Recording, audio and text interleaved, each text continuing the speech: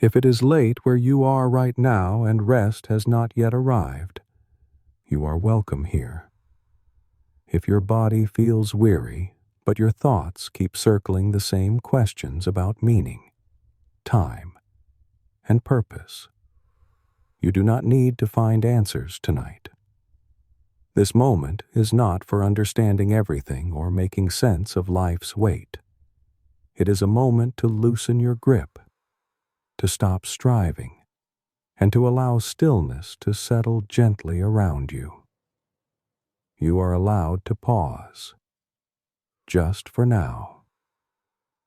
If your heart feels reflective or quietly heavy tonight, you are safe here. You do not need to resolve the past or predict the future in this sacred and quiet hour. Let your breathing slow in its own rhythm, without effort or pressure. Allow the tiredness of the day, and even the tiredness of the years, to ease its hold little by little. Nothing is being demanded of you in this moment. Here in this stillness, you are not alone. The Lord sees the questions you carry deep within, the ones about why life feels fleeting and why joy seems temporary. He knows the moments when everything feels repetitive, uncertain, or strangely empty. Even when life feels confusing or God feels silent, He remains closer than you realize.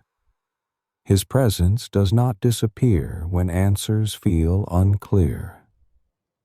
So, for now, let me walk beside you. There is nothing you need to accomplish and nothing you need to understand here.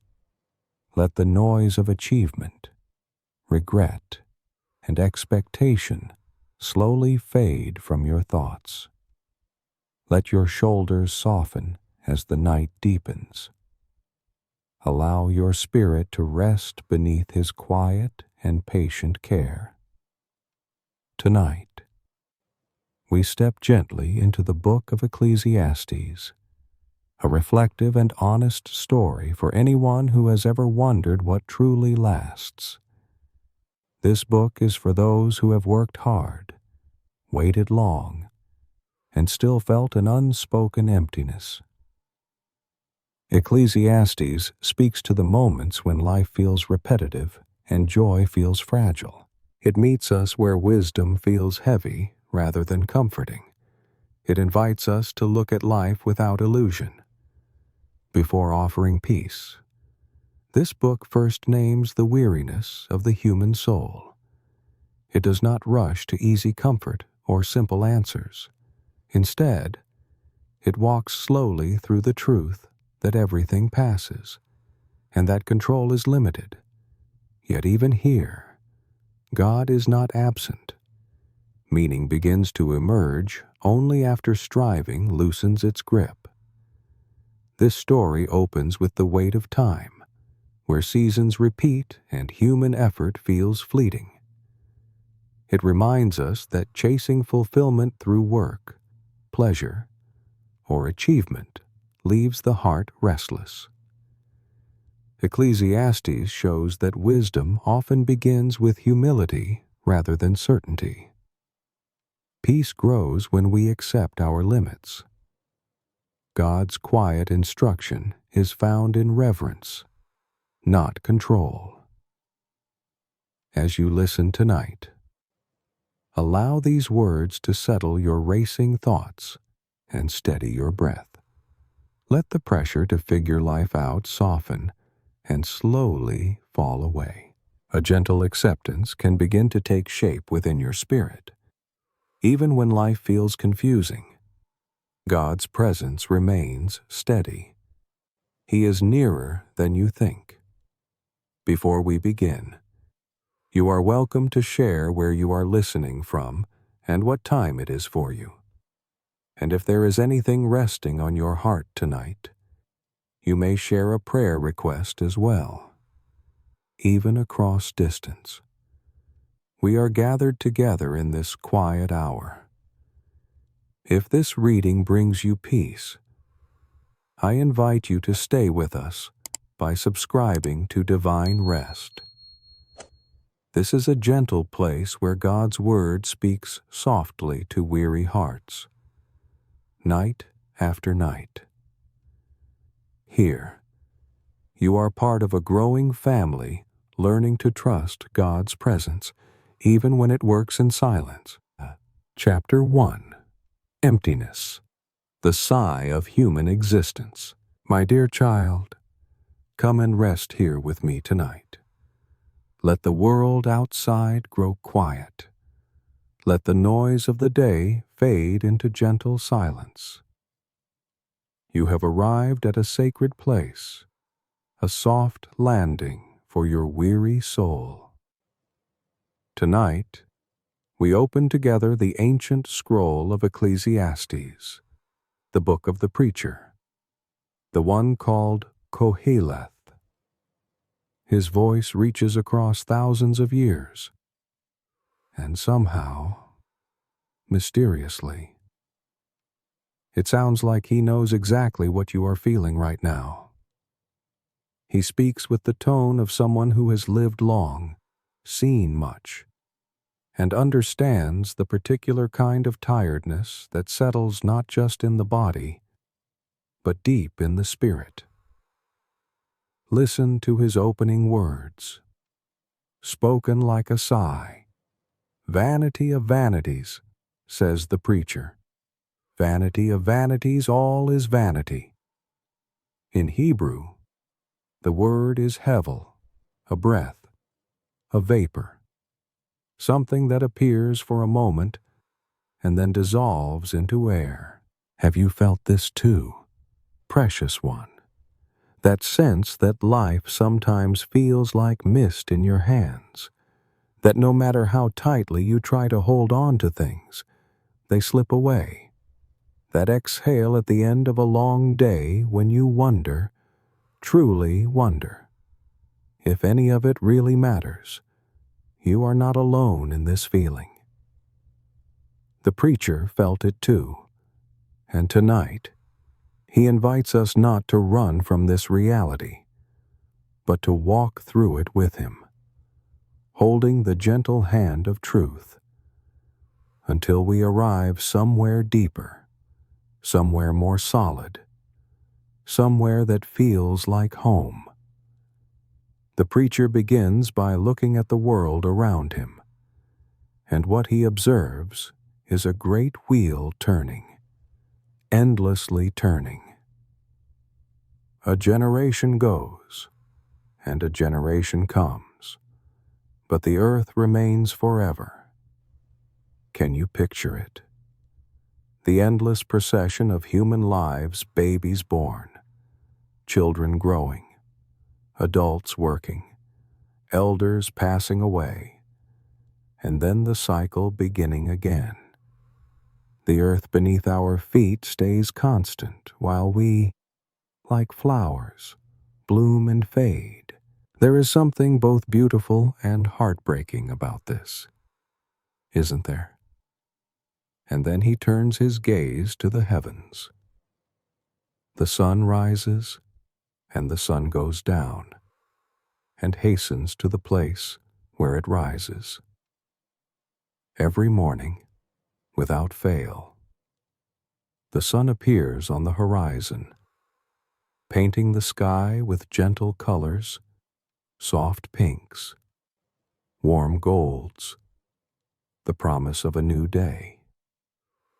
It travels across the vast blue expanse, giving light and warmth to all below, and then it sinks beneath the edge of the world, only to begin its journey again tomorrow, and the day after, and the day after that. There is comfort in this rhythm, isn't there? The predictability of sunrise and sunset, the faithful return of morning light after every dark night. And yet, there is also something exhausting about it. The sameness, the repetition, the feeling that we are on a wheel that never stops turning, a treadmill that never lets us step off and truly rest. The preacher continues painting this picture of endless cycles. The wind blows to the south and goes around to the north. Around and around goes the wind, and on its circuits the wind returns. The wind, invisible but powerful, sweeps across the earth in great circular patterns, always moving, always returning to where it began. You can almost hear it, can't you? The whisper of wind through trees, the rustling of leaves, the endless circulation of air that sustains all life but never truly arrives anywhere new. And then the rivers. All streams run to the sea, but the sea is not full. To the place where the streams flow, there they flow again. Picture a mountain stream, clear and cold, rushing over smooth stones, tumbling down slopes, joining with other streams to become a river, flowing and flowing until it pours itself into the vast ocean. The river gives everything it has, empties itself completely, and yet the ocean never fills. The water evaporates, forms clouds, falls as rain on the mountains, and the streams begin their journey all over again. Work and pour, work and pour, and yet never finished, never complete. Can you feel the weariness in these images? Beloved, the sun that must rise again, the wind that must blow again, the rivers that must flow again, everything in motion, everything laboring, and yet nothing ever reaching a final destination, a place of completion and rest. And now the preacher turns his attention to us, to human beings, to you and me. All things are full of weariness. A man cannot utter it. There are some forms of exhaustion that words cannot capture. Aren't there? You know this tiredness. It lives in your bones. It sits heavy on your chest. It clouds your mind and weighs down your heart. You have been working, giving, trying, pushing forward, and at the end of each day, you collapse, wondering what it was all for. The eye is not satisfied with seeing, nor the ear filled with hearing. Oh, how true this is. No matter how much beauty you witness, your eyes still hunger for more. No matter how much music you hear, how many words you listen to, your ears are never quite satisfied. No matter how much you experience, how much you accomplish, how much you accumulate, there remains this ache, this hollow place, this longing that nothing seems to fill. You have tried, haven't you? You have sought satisfaction in so many places, and yet here you are, still searching, still longing, still feeling that something essential is missing. The preacher then makes an observation that might feel heavy but is also strangely liberating. What has been is what will be, and what has been done is what will be done, and there is nothing new under the sun. The cycles repeat. The patterns continue. History echoes itself in new clothing, but with the same basic struggles, the same fundamental questions, the same human needs and fears and hopes. Is there a thing of which it is said, "See, this is new"?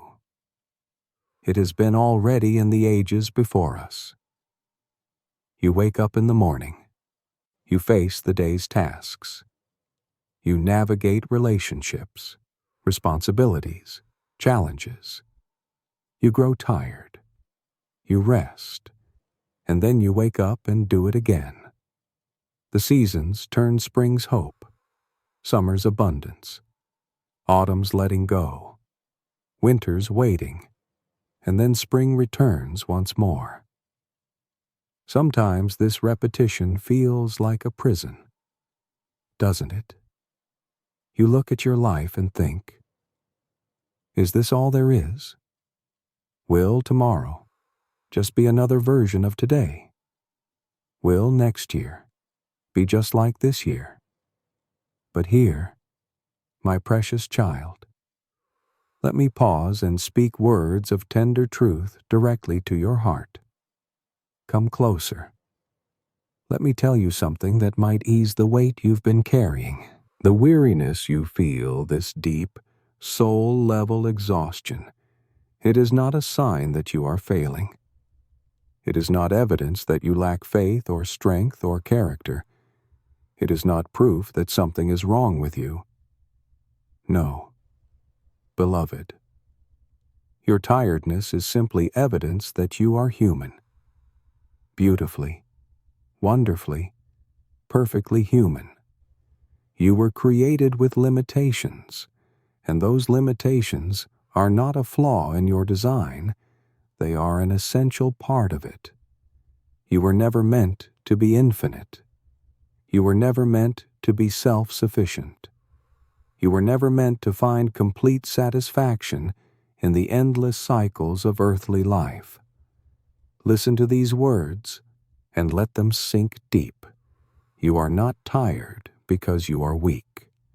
You are tired because you are human.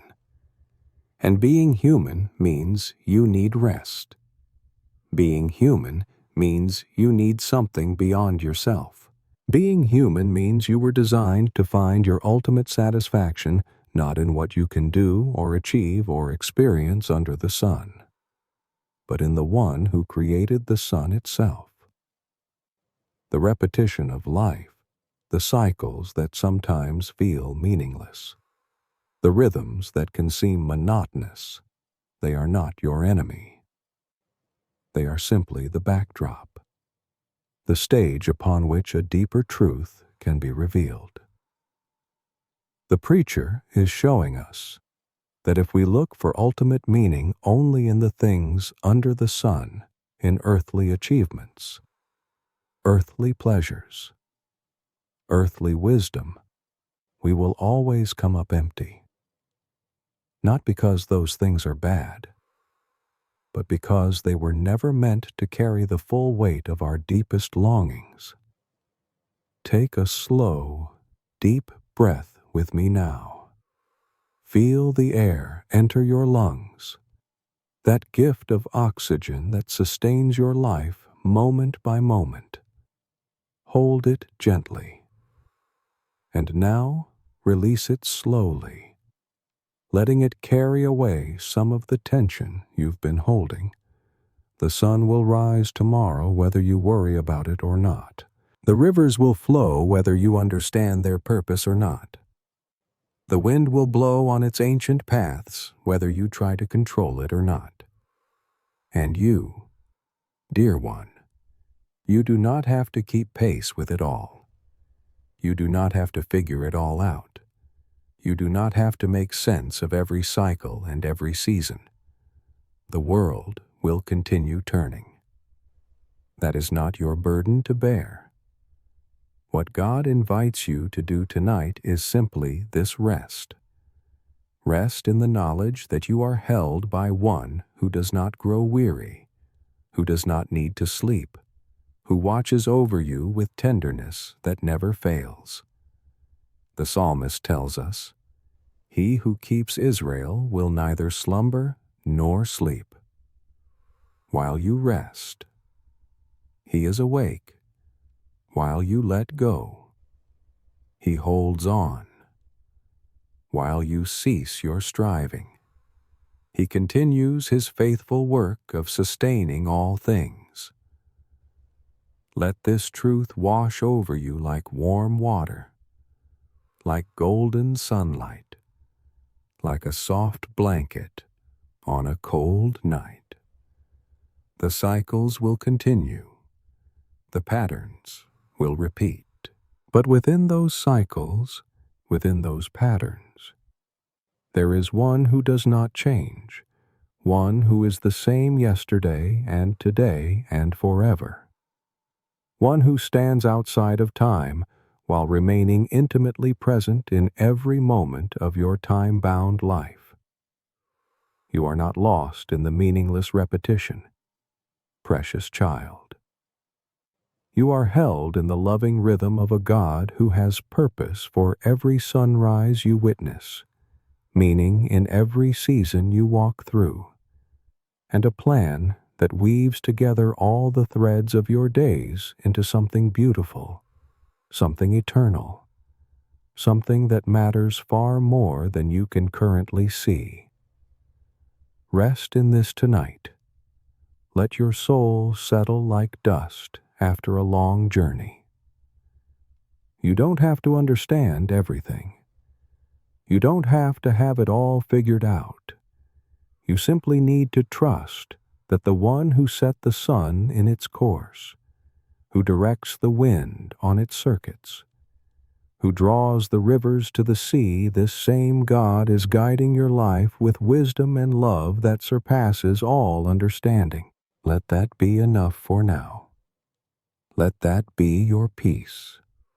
Now, beloved, as we continue our gentle journey through the preacher's words, let us listen to another part of his story.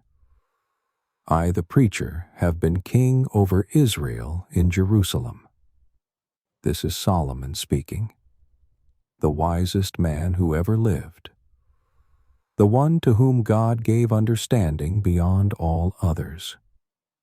He had everything: power, resources, opportunity, freedom. And what did he choose to do with all of this?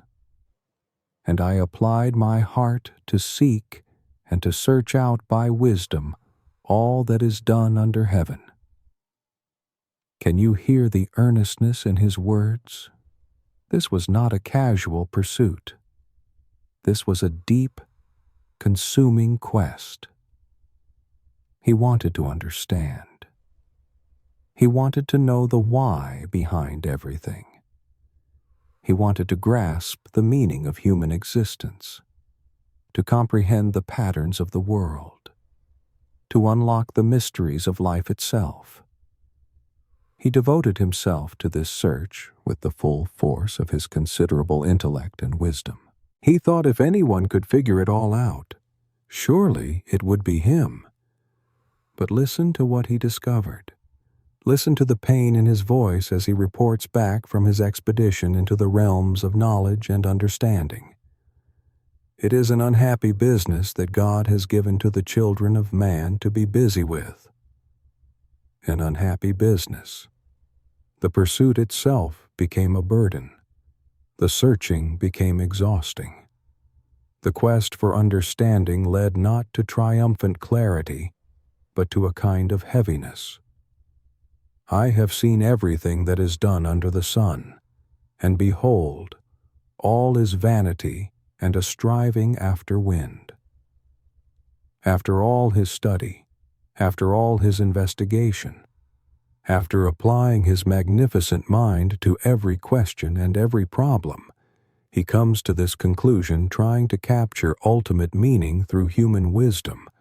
Alone is like trying to catch the wind in your hands. You can feel it. You know it's there. You can observe its effects. But you cannot grasp it. You cannot contain it. You cannot hold it still long enough to fully comprehend it. There's a proverb woven into his reflection. What is crooked cannot be made straight, and what is lacking cannot be counted. Some things in this world are simply broken, and no amount of intellectual effort can fix them. Some pieces are missing, and no amount of analysis can make them appear. This is the humbling reality that even the wisest person must face. And then comes one of the most painfully honest statements in all of Scripture. For in much wisdom is much vexation, and he who increases knowledge increases sorrow. Oh, beloved, how true this is, how deeply, achingly true. The more you understand about the brokenness of this world, the more your heart breaks. The more you learn about suffering and injustice and pain, the heavier the weight becomes. The more you see the complexity of every situation, the more you realize there are no easy answers, no simple solutions, no quick fixes. Perhaps you are someone who thinks deeply. Precious one. Perhaps you are someone who cannot help but ask questions, who lies awake at night turning thoughts over and over in your mind like stones in a river. Perhaps you are someone who reads and studies and seeks to understand, who feels a deep need to make sense of things, to find the patterns, to grasp the reasons. Perhaps your mind is a gift, but also sometimes a burden, because it won't stop, won't rest, won't give you peace. If this is you, then the preacher is speaking directly to your heart tonight. He understands. He has walked this path before you. He knows what it's like to be blessed with a mind that seeks understanding but burdened by the sorrow that understanding can bring. He knows what it's like to have questions that multiply faster than answers, to see problems that seem to have no solutions, to grasp truths that only lead to more mysteries. Maybe tonight, as you lie here, your mind is racing even now. Maybe you're analyzing your day, replaying conversations, worrying about decisions, trying to figure out what you should do about this situation or that problem. Maybe you're wrestling with questions about God, about life, about why things happen the way they do. Maybe you're trying to understand someone's behavior, or your own feelings, or the meaning of some difficult experience you've been through.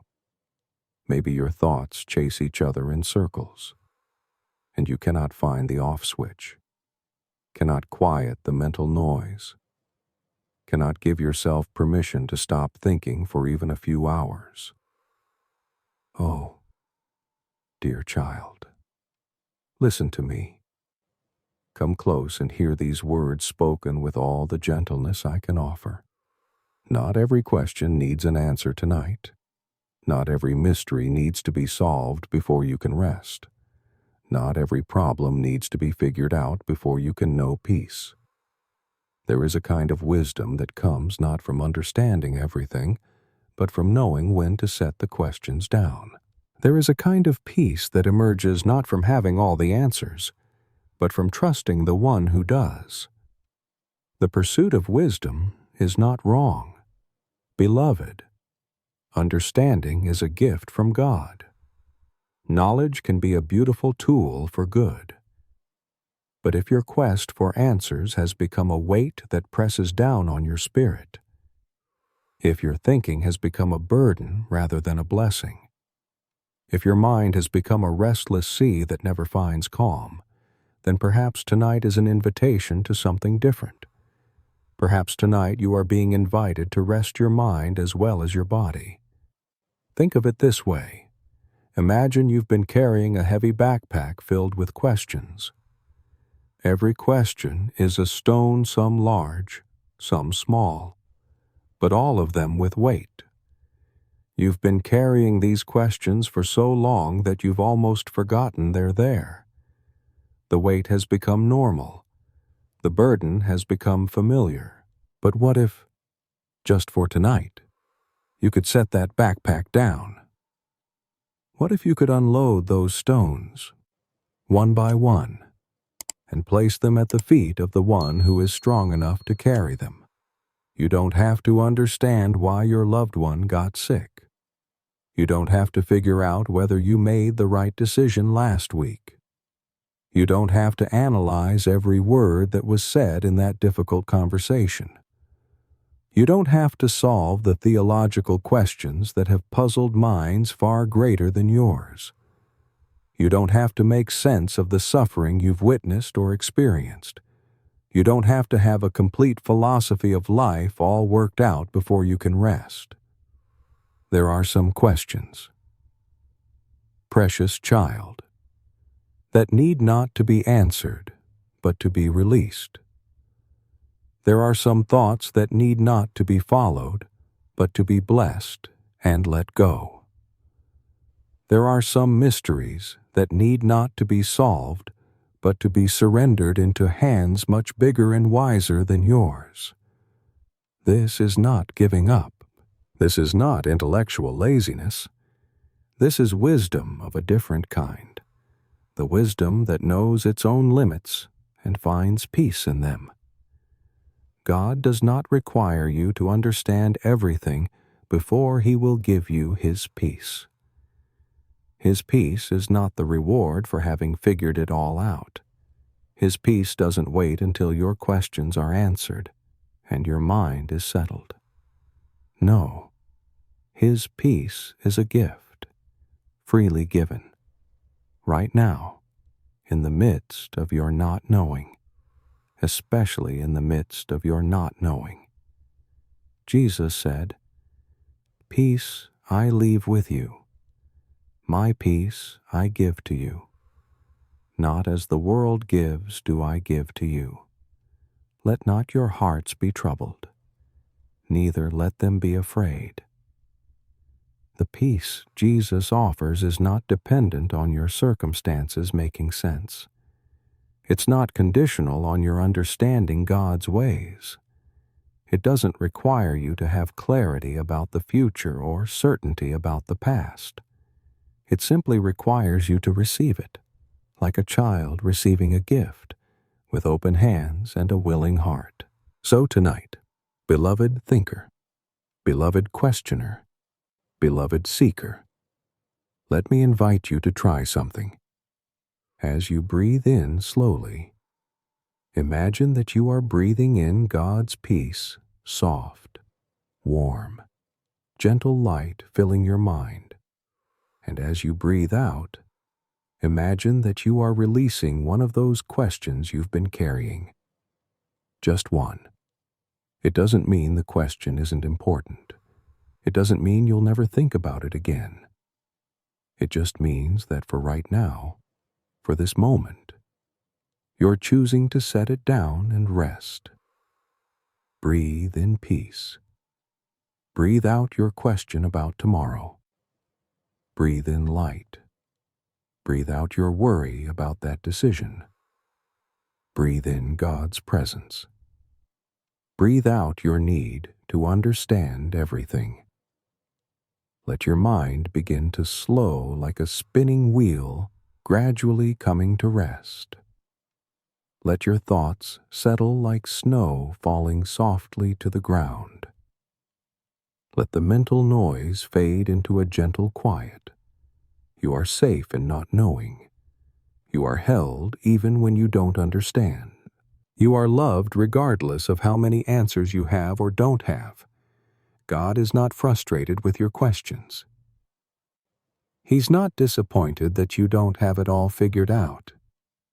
He simply invites you to come to Him not as someone who has to present perfect understanding, but as a child who needs rest, who needs to be held, who needs to hear that it's okay to not know everything. Jesus spoke these words with such tenderness, "Come to me, all who labor and are heavy laden, and I will give you rest." Your mental labor counts too, dear one. Your intellectual burden qualifies. Your thought weariness is seen and understood. Come. Bring your questions if you must, but don't let them stand between you and the rest you need. Set them aside for now. There will be time for thinking tomorrow. Tonight is for resting. Tonight is for peace. Tonight is for letting your weary mind finally be still in the presence of the one who knows all things and loves you completely. Let these words be like a soft blanket for your restless thoughts. You don't have to understand. You just have to trust. You don't have to figure it out. You just have to let go. You don't have to have answers. You just have to have faith that the one who holds you also holds every answer, every truth, every piece of understanding you seek. And he is good. He is wise. He is trustworthy. Rest your mind in him tonight. And now, beloved, as we enter the second chapter of Ecclesiastes, the preacher continues his honest testimony. Having pursued wisdom and found it insufficient on its own, he now turns to another common human quest. I said in my heart, "Come now, I will test you with pleasure. Enjoy yourself."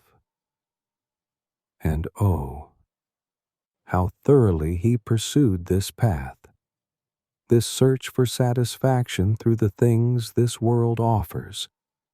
Listen to the catalog of his pursuits. I made great works. I built houses and planted vineyards for myself. I made myself gardens and parks, and planted in them all kinds of fruit trees. I made myself pools from which to water the forest of growing trees. Can you picture it? Dear one magnificent estates spreading across the landscape, lush gardens filled with every beautiful plant, orchards heavy with fruit, pools of clear water reflecting the sky. The work of human hands at its finest. Creation and cultivation combined to produce beauty and abundance. I bought male and female slaves, and had slaves who were born in my house. I had also great possessions of herds and flocks, more than any who had been before me in Jerusalem. Wealth beyond measure, resources without limit, everything the world considers valuable, he possessed. I also gathered for myself silver and gold and the treasure of kings and provinces, the metals that symbolize worth, the currencies that buy security, the treasures that command respect all his. I got singers, both men and women, and many concubines, the delights of the sons of men. Entertainment, pleasure, sensory satisfaction, the fulfillment of every desire. Nothing was denied, nothing was withheld. So I became great and surpassed all who were before me in Jerusalem. Also my wisdom remained with me. He had it all: wisdom and wealth, understanding and pleasure, insight and abundance. And here's what makes his testimony so powerful, so important for us to hear. And whatever my eyes desired, I did not keep from them. I kept my heart from no pleasure, for my heart found pleasure in all my toil. And this was my reward for all my toil. This wasn't a half-hearted experiment. This was a full commitment to the pursuit of earthly satisfaction. He didn't wonder, what if? He found out. He experienced everything. He tasted every pleasure. He sampled every delight. And there was genuine enjoyment, there was real pleasure. It wasn't all empty or meaningless in the moment. The gardens truly were beautiful. The achievements truly were satisfying. The pleasures truly did bring joy. For a time, in their own way, within their natural limits. But then, beloved, comes the turning point. Then comes the moment of honest reckoning. Then I considered all that my hands had done, and the toil I had expended in doing it. And behold, all was vanity and a striving after wind, and there was nothing to be gained under the sun. Not that these things were evil, not that pleasure and beauty and accomplishment are wrong in themselves. The gardens were still lovely, the houses were still magnificent, the treasures were still valuable, but they could not, in the end, satisfy the deepest hunger of his soul. They could not fill the God-shaped space within him. They could not provide the lasting meaning, the eternal significance, the ultimate purpose he was seeking. Perhaps, dear one, you recognize something of yourself in this story. Perhaps you too have pursued satisfaction in the things of this world, maybe not on Solomon's grand scale, but in your own way, within your own means. Perhaps you've worked hard to achieve certain goals, thinking that when you reached them, you would finally feel fulfilled. Perhaps you've acquired things you desired, only to find that the joy of possession faded more quickly than you expected. Perhaps you've sought pleasure in entertainment, in experiences, in relationships, in accomplishments, in any number of good things that the world offers. And perhaps you've found, as the preacher did, that these things can bring real happiness, genuine enjoyment, true satisfaction, but only for a season, only to a degree, only within limits. They sparkle and shine, but they cannot sustain. They satisfy for a moment, but the hunger returns. They fill temporarily, but the emptiness comes back. This is not because you're ungrateful, beloved. It's not because you failed to appreciate what you had.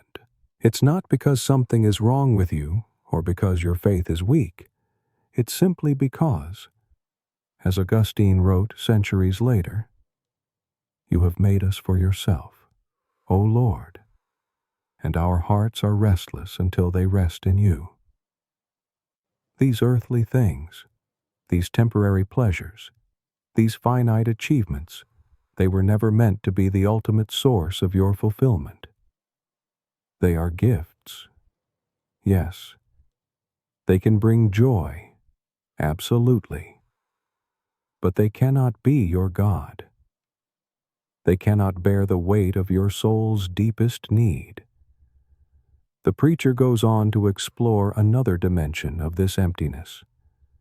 Everything he has built, everything he has worked for, everything he has accumulated, it must all be left behind when he dies. I hated all my toil in which I toil under the sun, seeing that I must leave it to the man who will come after me, and who knows whether he will be wise or a fool. All his wisdom, all his work, will be inherited by someone else, and he has no control over what they will do with it. Will they appreciate it? Will they squander it? Will they build on it or tear it down? He cannot know. And this uncertainty, this lack of control over his legacy, troubles him deeply.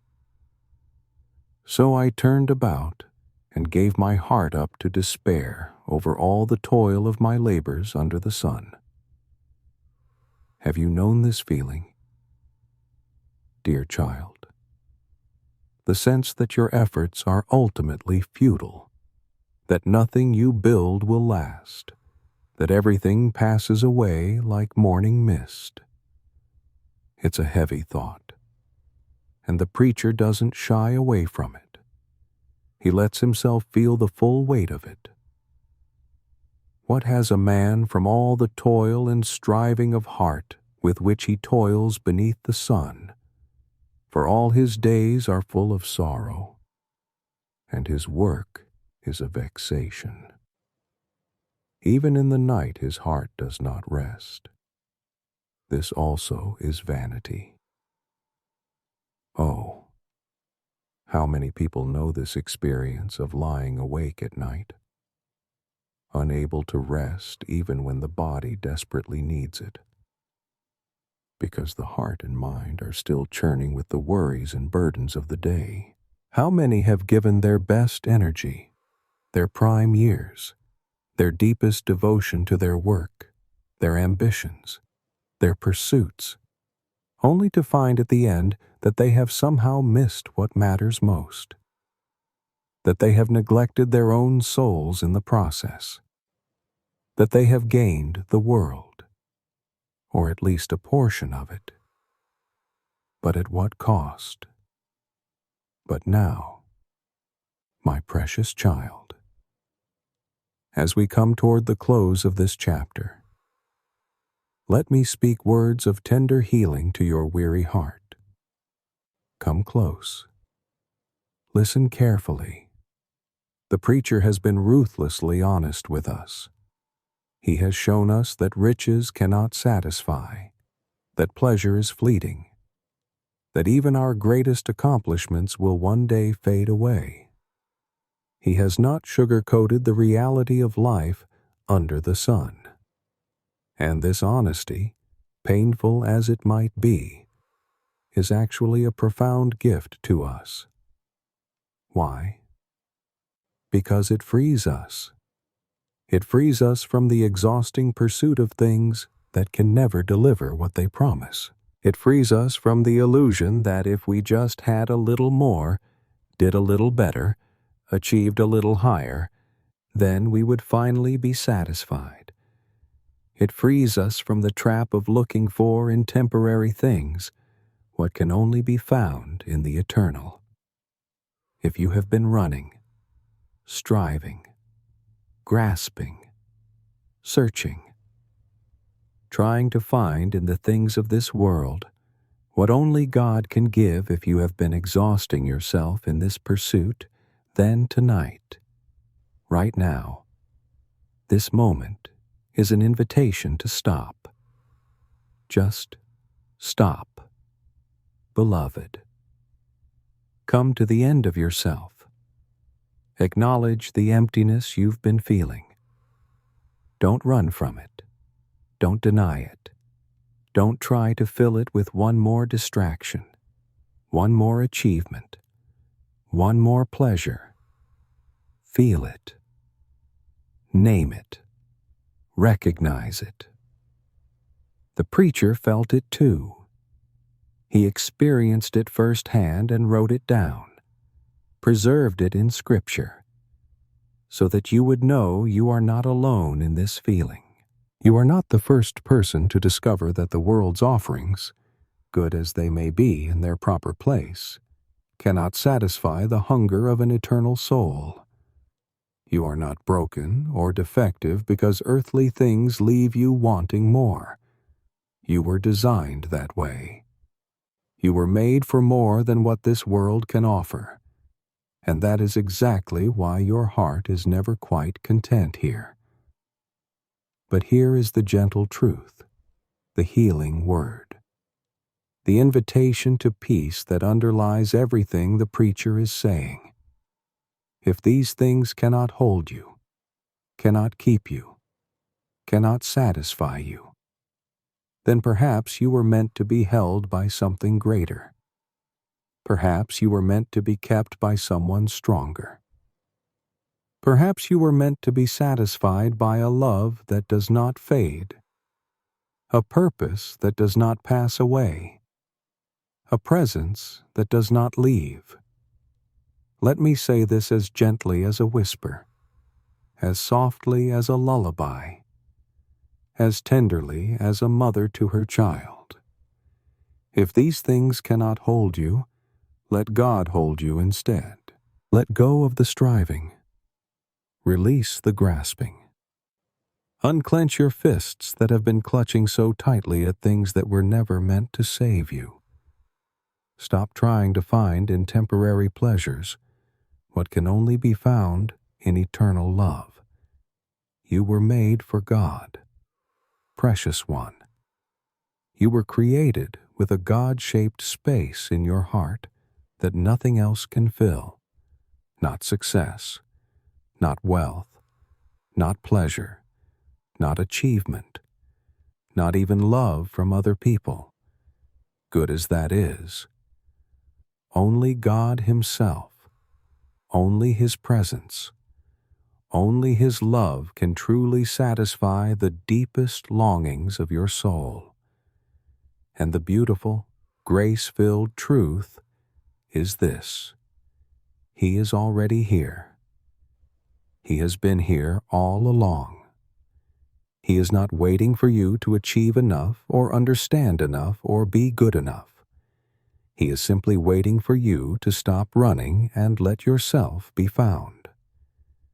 So tonight, as you prepare to surrender to sleep, I invite you to a different kind of surrender. Imagine yourself releasing your grip, one finger at a time, on all the things you've been clinging to for security, for meaning, for satisfaction, for worth. Your achievements, let them go. Your possessions, release them. Your plans for the future, place them in God's hands.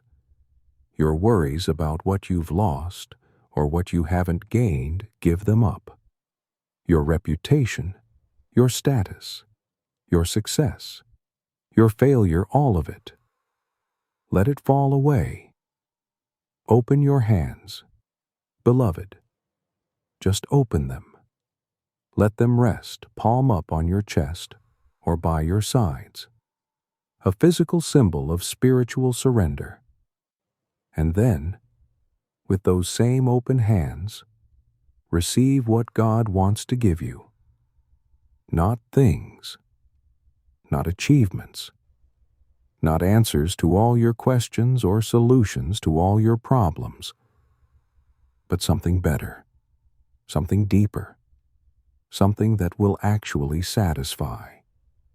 Receive His presence. He is here with you now, closer than your breath, more real than the bed beneath you. Receive His peace, that mysterious peace that passes understanding, that doesn't depend on your circumstances making sense. Receive His love, that unconditional, unshakable, eternal love that does not depend on what you do or have or accomplish, but simply on who He is and who you are to Him. You are His beloved child. You are precious in His sight. You are held by hands that will never let you go, kept by a love that will never fail, treasured by a heart that will never stop caring for you. And that, dear one, that is enough. That is more than enough. That is everything. Rest in that truth tonight. Let your weary soul find its home in Him. Let your restless heart discover the peace it has been seeking. Let your empty places be filled with His presence. Let the striving cease. Let the searching end. Let the running stop. You have arrived. You are here. You are home. Close your eyes now. precious child. Feel the weight of your body sinking into the soft support beneath you. Feel the tiredness in your bones, and know that it is not only okay to be tired, it is human, it is normal, it is exactly as it should be. You have permission to rest now. You have permission to stop striving. You have permission to simply be held. God is not asking you to do anything right now except receive. Receive His love.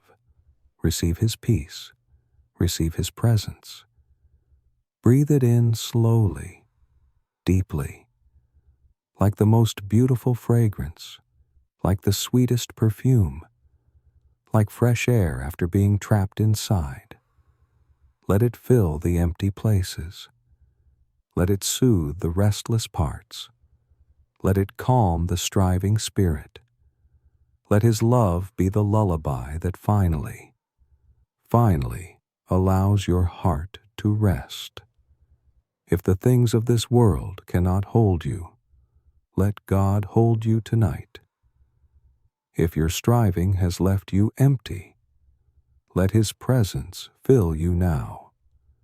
If you are weary from the endless cycle of seeking and not finding, come home.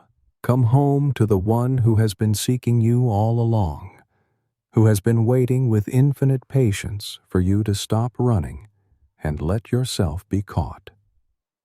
Let yourself be held. Let yourself be loved. He is here.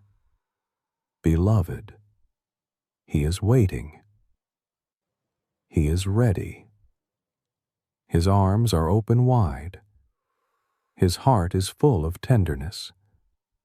His love is without limit or end.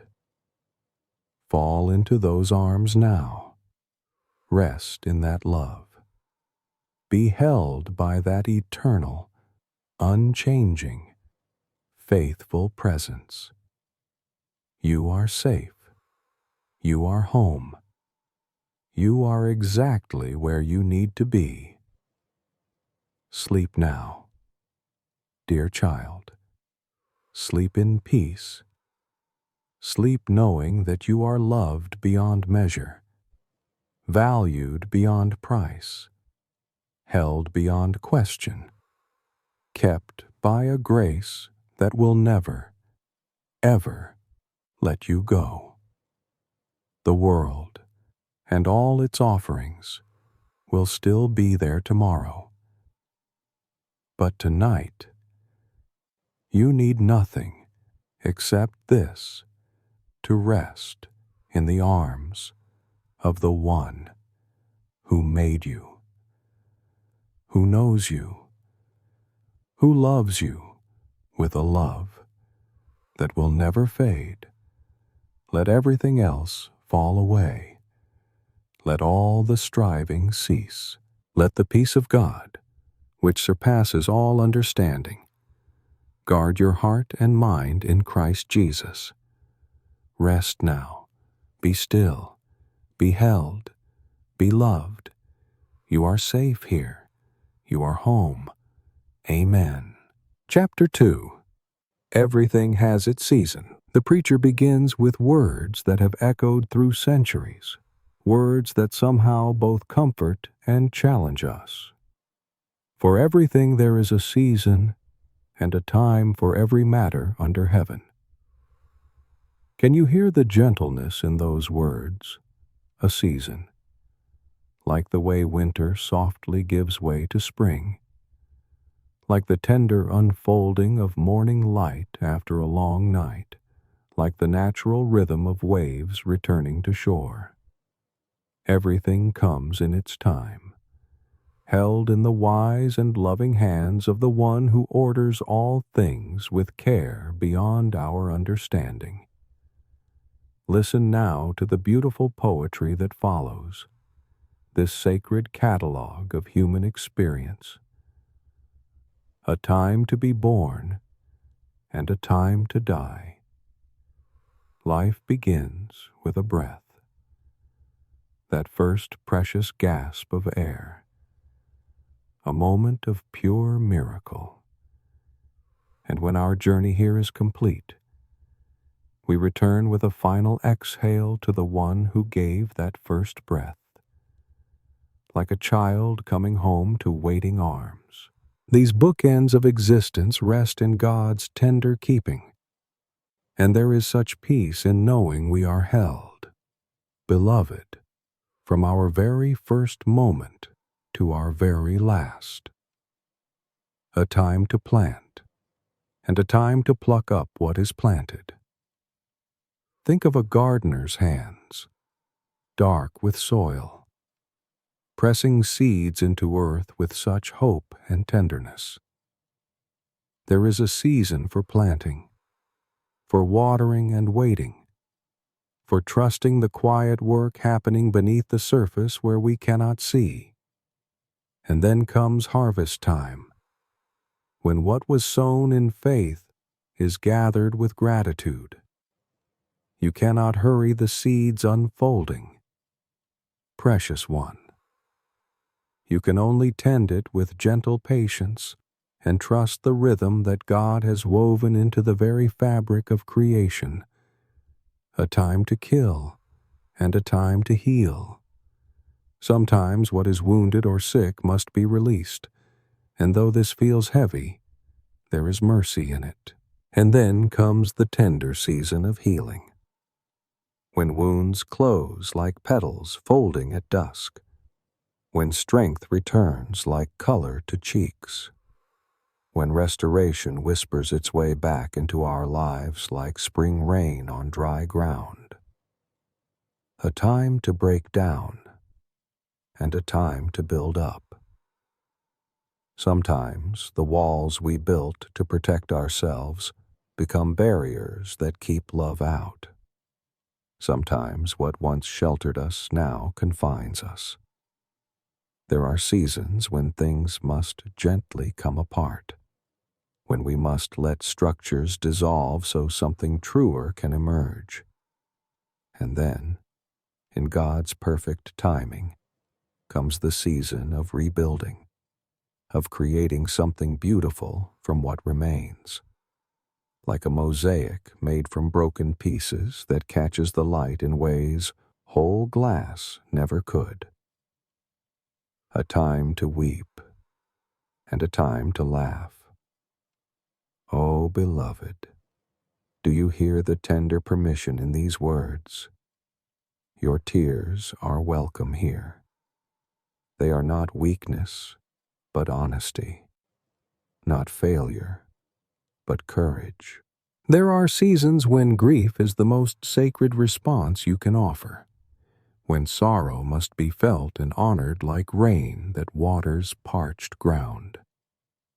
And there are also seasons when joy returns, when laughter bubbles up like a spring from deep within, when lightness replaces heaviness as naturally as dawn replaces darkness. Both are holy, both are necessary.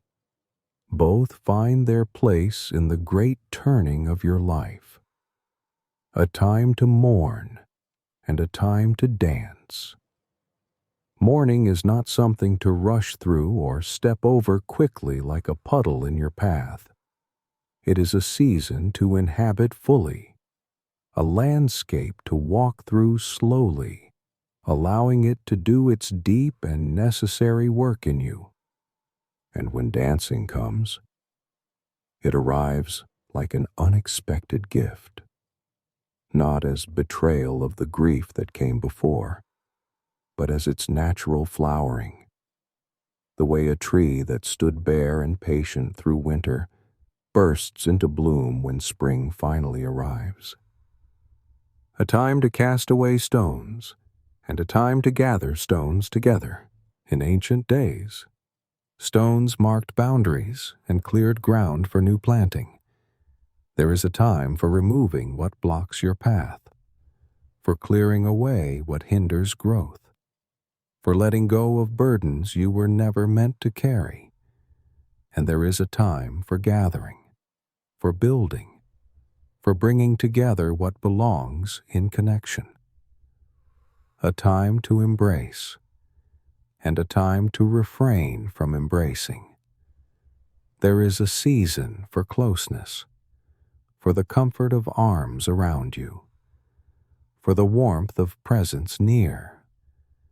And there is also a season for gentle solitude, for creating space where healing can happen, for the kind of sacred distance that allows things to settle and clarify. Both are expressions of love, dear one. Both have their place in the rhythm of relationship. A time to seek and a time to lose. Sometimes you are meant to search with all your heart, to pursue, to hold on with everything you have. And sometimes, beloved, you are meant to open your hands and let things slip away like water, trusting that what is meant for you will remain and what is not will find its proper place elsewhere. A time to keep and a time to cast away.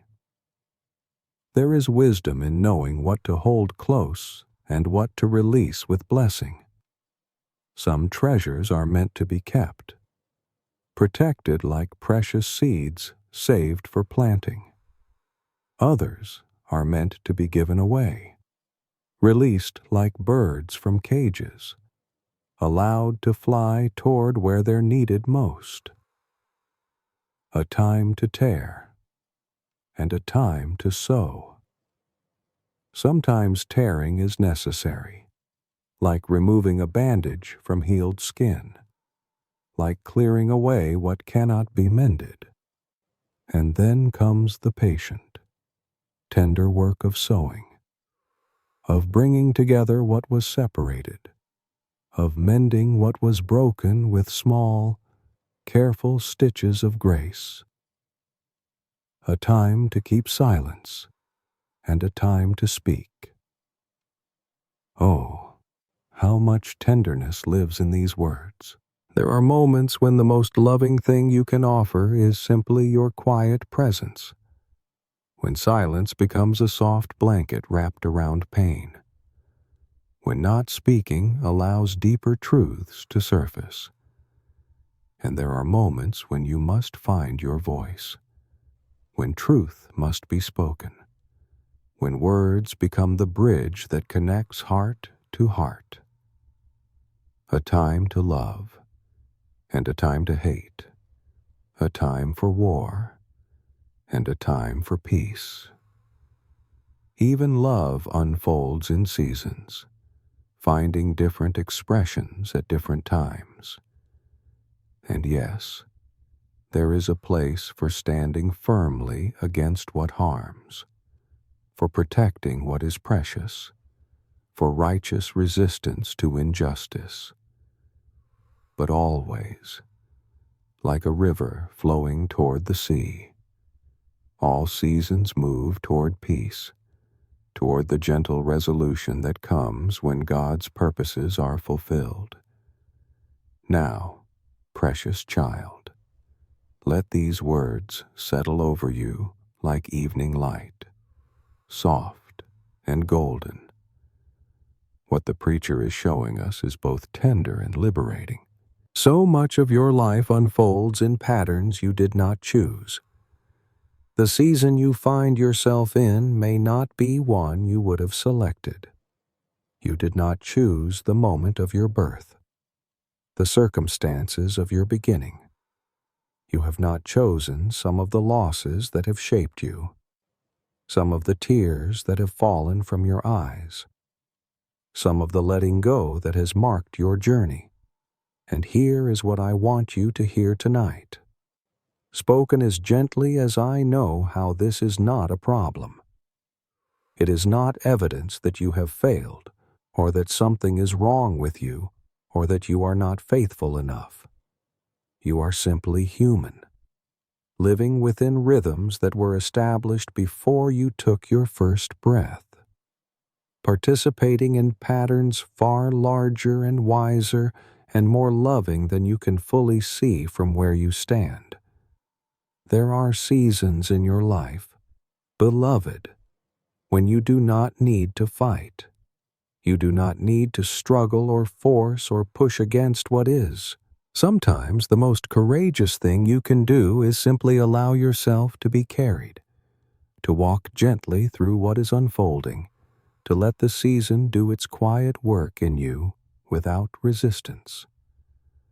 There is a time for action, yes, but there is also a time for surrender, for the kind of yielding that is not weakness but deep trust, for allowing yourself to float in currents you did not create, held by hands you cannot see but can learn to trust. Perhaps you are in a season of tears right now, and you wonder if joy will ever return. Perhaps you are in a time of breaking down, and you long for the rebuilding. Perhaps you are in a season of loss, and you ache for the finding. Whatever season holds you tonight, dear one, know that it has its place in the great tapestry of your life. Know that it will not last forever, though the waiting feels long. Know that the one who ordained the seasons knows exactly what you need, and his timing is woven through with more love than you can imagine. Take a slow breath now. Feel yourself settling into this moment, this season, this exact place where you are. Stop fighting what is. Stop wishing you were somewhere else. Stop trying to rush through to whatever comes next. Just be here, gently and kindly, allowing this season to be what it is, knowing that you are held in it by love that never wavers. The seasons will turn, beloved. They always do. Spring always follows winter, though winter's darkness can feel endless. Dawn always breaks after the longest night. Joy returns after sorrow, the way flowers return after frost. Quietly, persistently, inevitably. But you do not need to make the seasons change. You cannot force flowers to bloom or snow to melt by sheer will. You can only trust the one who turns the great wheel, who knows the perfect timing of all things, who holds both you and all your seasons in hands that have never dropped anything precious. Rest in this tonight. You are exactly where you need to be, even if it doesn't feel that way. This season, difficult as it may be, is not wasted. It is teaching you something you could learn no other way, shaping you with gentle pressure the way water shapes stone over time, preparing you for what you cannot yet see, but that is coming, surely coming, in its proper time. There are seasons, dear child, when you do not need to understand. You do not need to fight. You only need to walk through, one gentle step after another, held by love that knows where you are going, even when you do not. And now, beloved, the preacher asks a question that rises naturally from what he has just shown us. What gain has the worker from his toil? If everything unfolds in seasons already ordained, if there is a time for everything appointed before we arrive, then what is the meaning of all our effort? What do we gain from all our striving and worry? The preacher answers with words that open like a door into mystery. I have seen the business that God has given to the children of man to be busy with. He has made everything beautiful in its time. Everything beautiful in its time. Not always beautiful in the moment you are living it. Not always lovely from where you stand, with your limited view. But beautiful in its time, when seen from the perspective of the whole, when held in the light of eternity where all seasons find their meaning. And then comes something extraordinary. Words that explain so much about why you feel the way you do, why your heart contains such strange mingling of peace and restlessness, contentment and longing. Also, He has put eternity into man's heart, yet so that he cannot find out what God has done from the beginning to the end. Oh, precious child, do you hear what this means? God has placed infinity inside you. He has tucked eternity into the very center of your being. You carry within your finite frame a sense of the timeless, the eternal, the boundless. You can imagine forever. You can conceive of perfect love. You can long for ultimate meaning, for lasting beauty, for completion beyond anything this world offers. This capacity for eternity is not an accident or a cruel joke. It is a gift, tender and intentional, woven into your design by the one who made you for himself. But here is the beautiful, aching paradox in which you live. You have eternity in your heart, but you walk through days that are numbered. You can sense the infinite, but you dwell in the finite. You can imagine forever, but your time here is measured. You can long for complete understanding, but you see through glass darkly, catching only glimpses and shadows of the full truth. You know that God's ways are perfect, but you cannot trace them from beginning to end, cannot hold the whole pattern in your limited view. This is what creates that peculiar ache in the human soul, that restlessness Augustine spoke of when he said our hearts are restless until they rest in God. It is that sense that something is always slightly out of reach, that even your happiest moments contain a whisper of longing, that your deepest satisfactions still leave you hungry for more. But listen closely. Beloved, this is not a flaw in your design. This is not evidence that something is wrong with you. This is exactly how you were made, and it is good. You were created with a God-shaped emptiness that only God can fill. You were designed for eternity, and you feel it. You sense it in your bones, even though you live in time. You were made for perfect love, for complete understanding, for joy without shadow. And some part of you knows this and aches for it even when you cannot name what you are aching for. The preacher calls this the business that God has given to the children of man to be busy with. It is the sacred work of living with this tension, of carrying eternity in your heart while walking through temporal seasons, of longing for perfection while inhabiting imperfection, of sensing infinite love while experiencing only finite expressions of it. It is the work of being human, dear one, and it is harder than it looks from the outside. And listen to what he says about how to live in this tension. I perceive that there is nothing better for them than to be joyful and to do good as long as they live. Also that everyone should eat and drink and take pleasure in all his toil. This is God's gift to man. Do you hear the kindness in these words? The preacher is not saying that because you cannot fully grasp eternity, you should despair or withdraw from life. He is saying that because you carry eternity within you, you can find joy even in temporal things.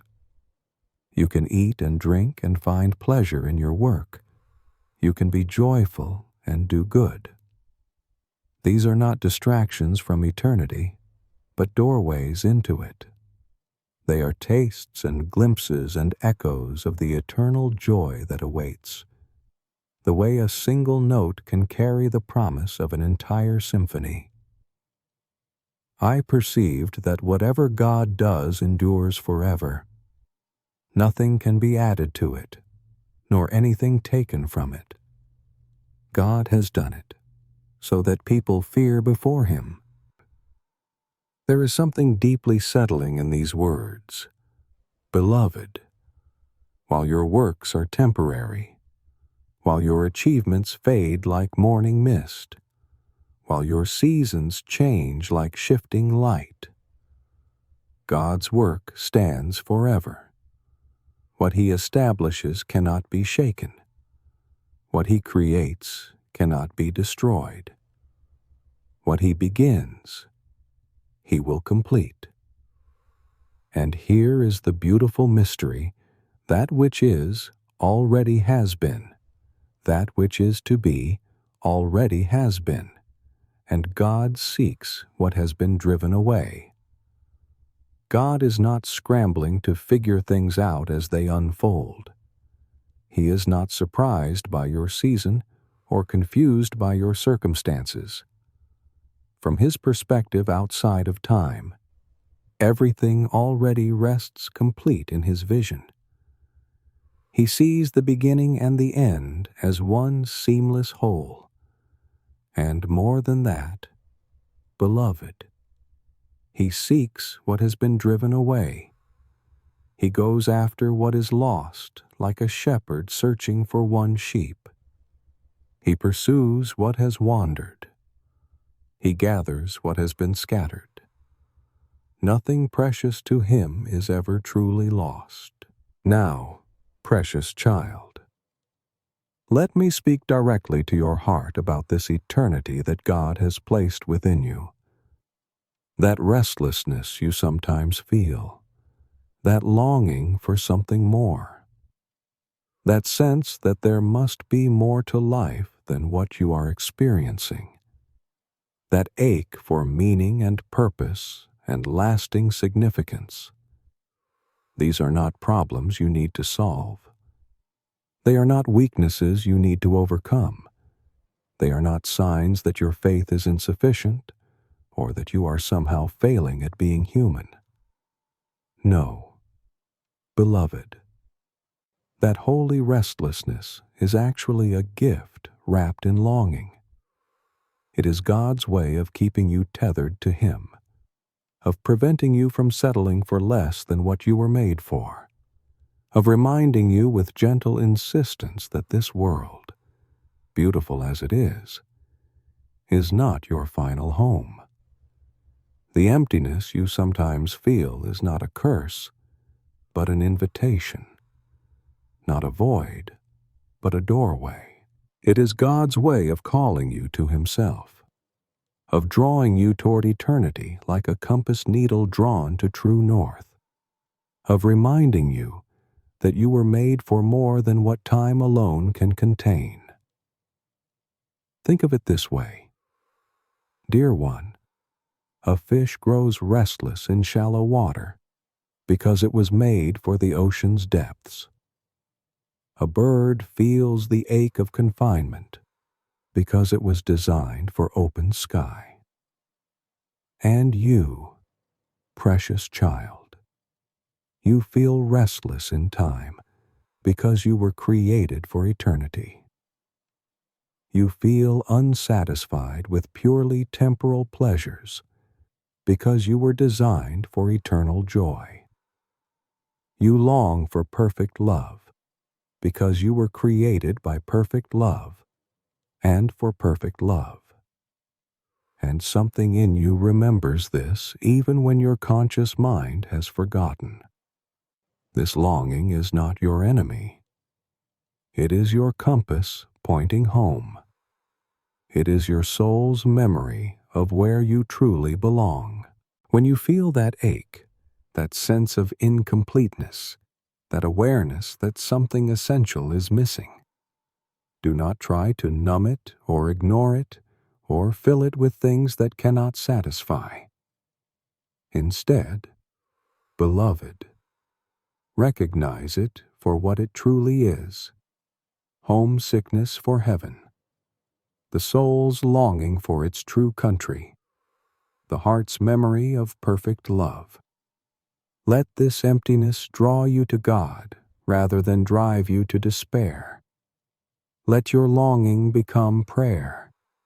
Let your restlessness become the very thing that keeps you seeking Him, reaching for Him, opening to Him. The ache itself is a kind of communion, a way of touching eternity even while you walk through time. And here is the tender truth that the preacher is offering you. You do not have to resolve this tension. You do not have to figure out how to be satisfied with time when you were made for eternity. You simply need to hold both, to live in both, to let eternity inform your experience of time without despising time, and to let time ground your longing for eternity without forgetting where you truly belong.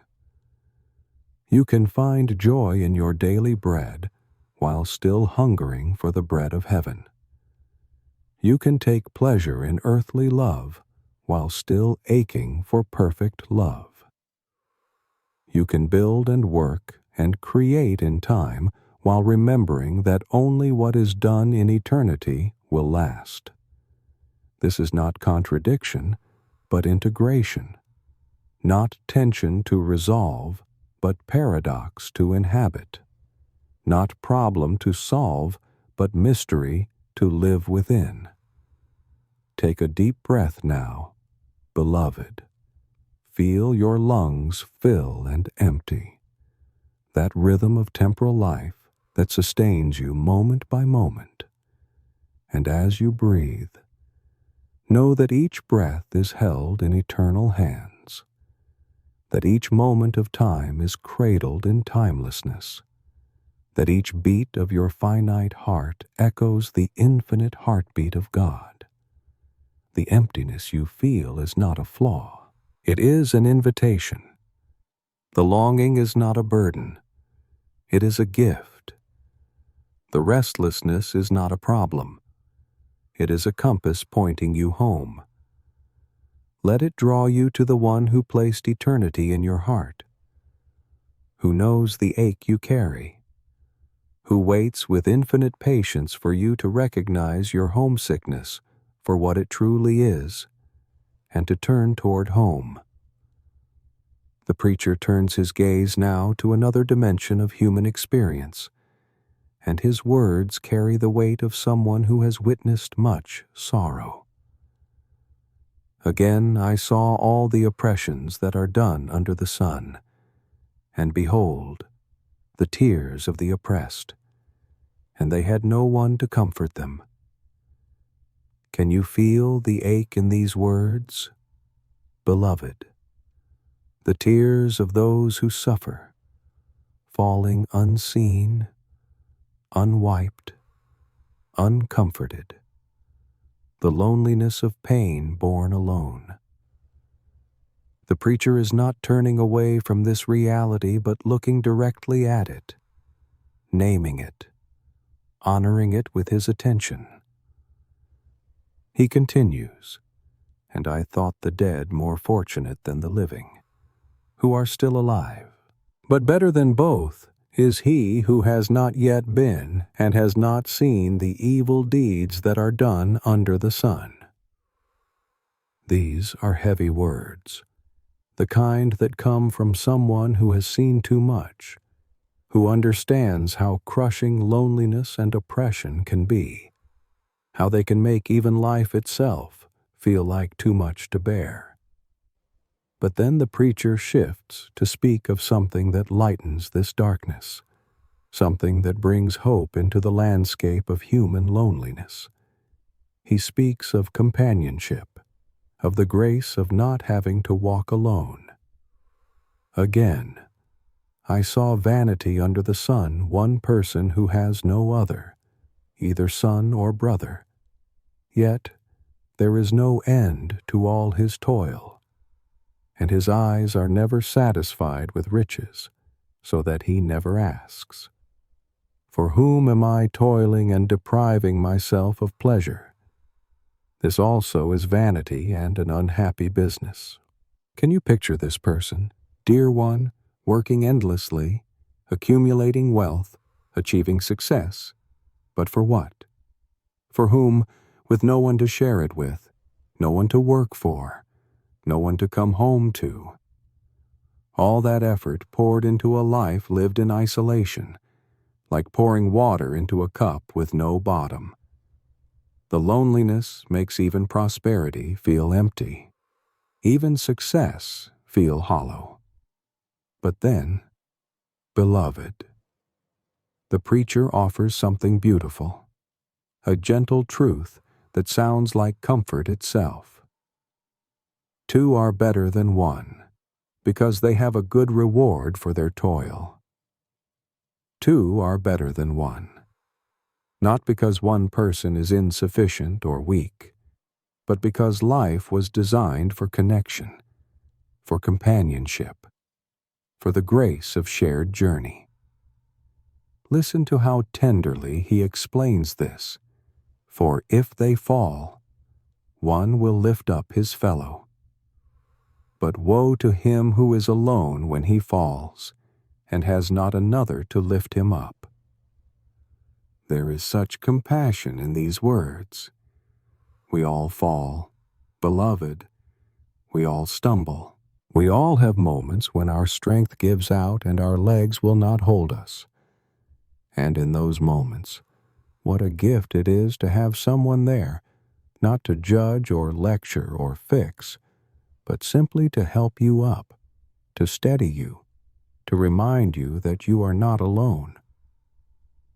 Again, if two lie together, they keep warm. But how can one keep warm alone?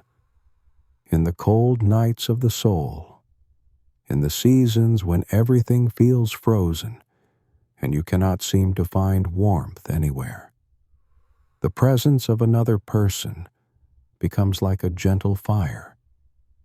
Not because they solve your problems or take away your struggles, but simply because they are there, sharing the cold with you, their warmth mingling with yours.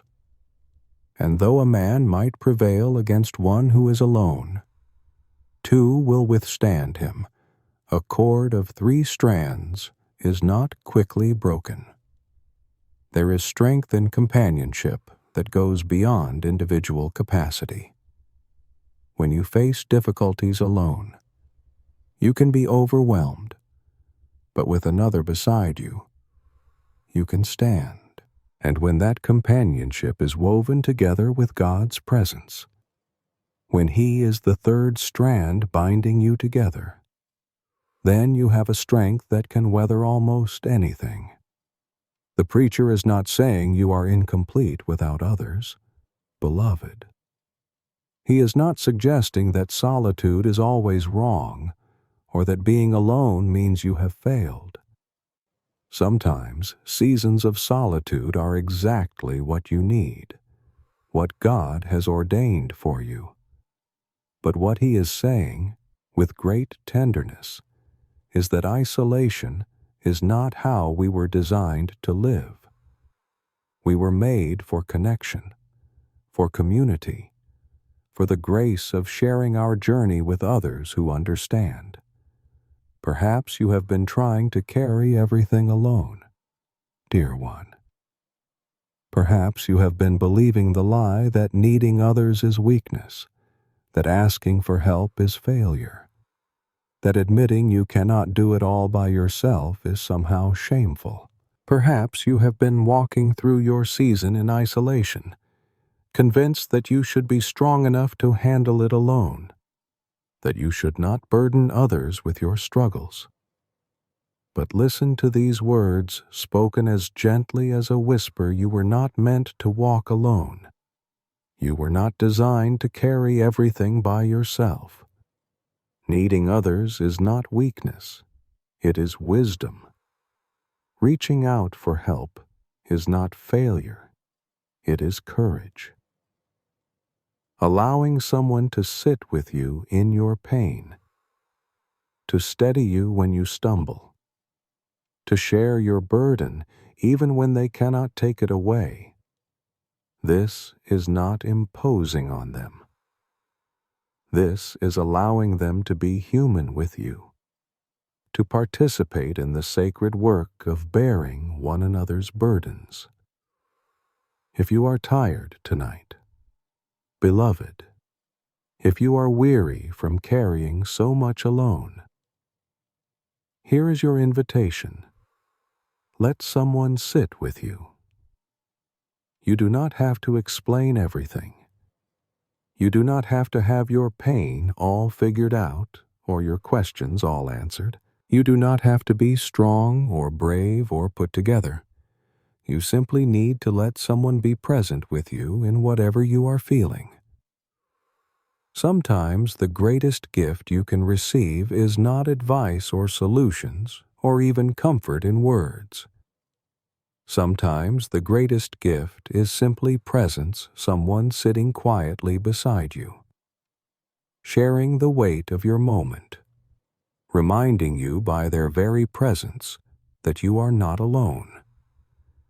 This is what the preacher is pointing to. Dear one, this is the grace of companionship. And if you do not have that person right now, if you find yourself in a season of loneliness where no human companion is near, then know this: you are never truly alone. The one who placed eternity in your heart, the one who ordained your seasons, the one who seeks what has been driven away, he is with you. He sits beside you in your loneliness. He steadies you when you stumble. He shares the cold nights of your soul, and his presence, though invisible, is more real and more constant than any human companionship could ever be. Take a slow breath.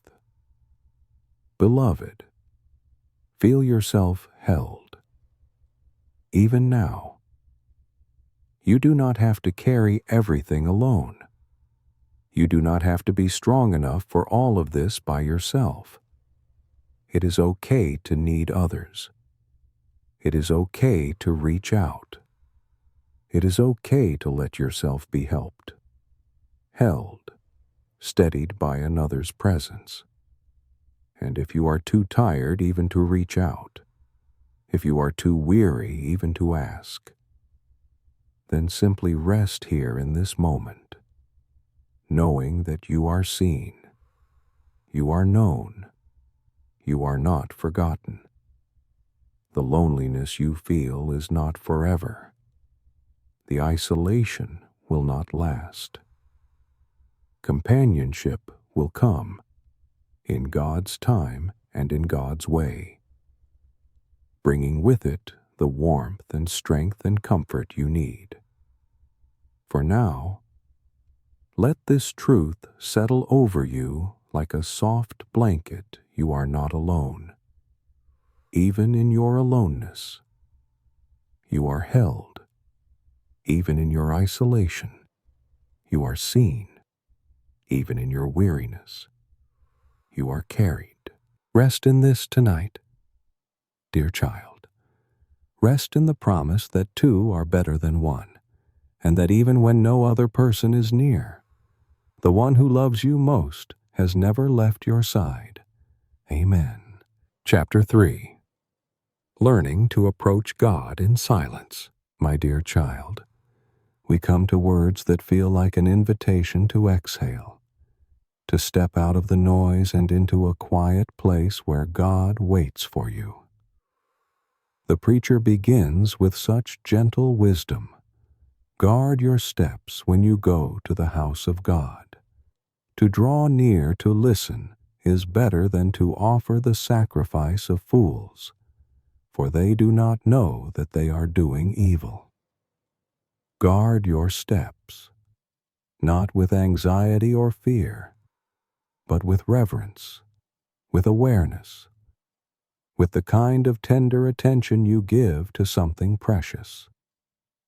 When you come into God's presence, beloved, you are stepping onto holy ground, and the invitation is simply to be present, to listen, to open your heart without rushing, without performing, without trying to impress. The preacher continues with words that might surprise you. Be not rash with your mouth, nor let your heart be hasty to utter a word before God. For God is in heaven, and you are on earth. Therefore, let your words be few. Let your words be few. In a world that prizes eloquence and values explanation, in a culture that rewards those who can articulate everything perfectly, these words come like cool water. You do not need to have everything figured out before you come to God. You do not need to explain yourself perfectly or present your case with polished arguments. God is in heaven, and you are on earth. There is such tender truth in this simple statement. He sees what you cannot see. He knows what you do not know. He understands the depths of your heart better than you understand them yourself. And because of this vast difference in perspective, because His view is so much larger than yours, you do not need to fill the space between you with many words. For a dream comes with much business, and a fool's voice with many words. Oh, how true this is, precious one. When our minds are too full, when we are too busy, when we are trying too hard to manage everything ourselves, our words multiply. We talk and explain and justify and defend, filling the air with sound because we cannot bear the silence, because we are afraid of what might surface if we simply stop and listen. But listen to what the preacher says next. When you vow a vow to God, do not delay paying it, for He has no pleasure in fools. Pay what you vow. It is better that you should not vow than that you should vow and not pay. This is not harshness. Beloved, this is protection. This is wisdom spoken with care. God would rather have your honest silence than your empty promises. He would rather have your authentic presence than your unfulfilled commitments. How many times have you made promises to God in moments of desperation or enthusiasm, only to find yourself unable to keep them? How many times have you vowed to pray more, to be better, to change completely, and then felt the weight of failure when you could not sustain what you promised? The preacher is saying something liberating here. Stop making promises you cannot keep. Stop trying to bargain with God. Stop filling the space with commitments born from guilt or fear. For when dreams increase and words grow many, there is vanity. But God is the one you must fear. When our minds are full of plans and our mouths are full of promises, when we are trying to manage our relationship with God through our own efforts and explanations, we are chasing after wind But when we simply come before Him with reverence, with openness, with hearts willing to listen more than to speak, we find something real, something solid, something that can hold us. Now, dear child, let me speak directly to your heart about what this means for you tonight.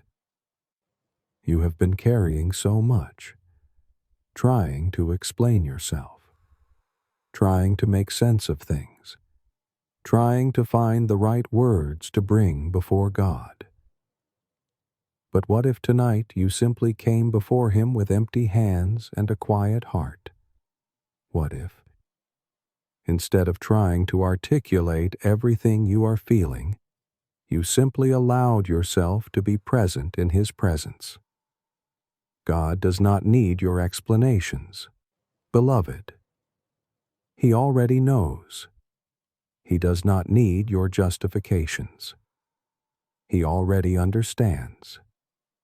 He does not need your perfect prayers or your eloquent words. What He desires, what He has always desired, is simply you, your presence, your openness, your willingness to be with Him without pretense or performance. Think of it like sitting with someone you love deeply, someone who knows you so well that words become unnecessary. You can simply be together in comfortable silence, and that silence says more than conversation ever could. This is what God invites you into tonight. Not a relationship built on many words and constant explanation, but a communion built on presence, on the quiet meeting of hearts, on the sacred space where listening becomes prayer. Let your words be few.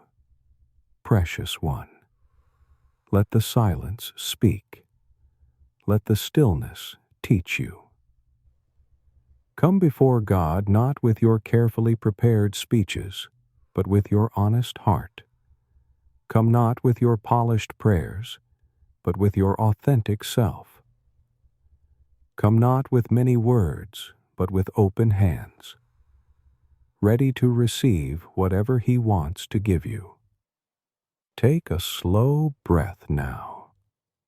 Feel the quietness settling around you like snow falling softly. In this silence, God is near. In this stillness, He waits. You do not need to fill this space with sound. You do not need to explain or defend or justify yourself.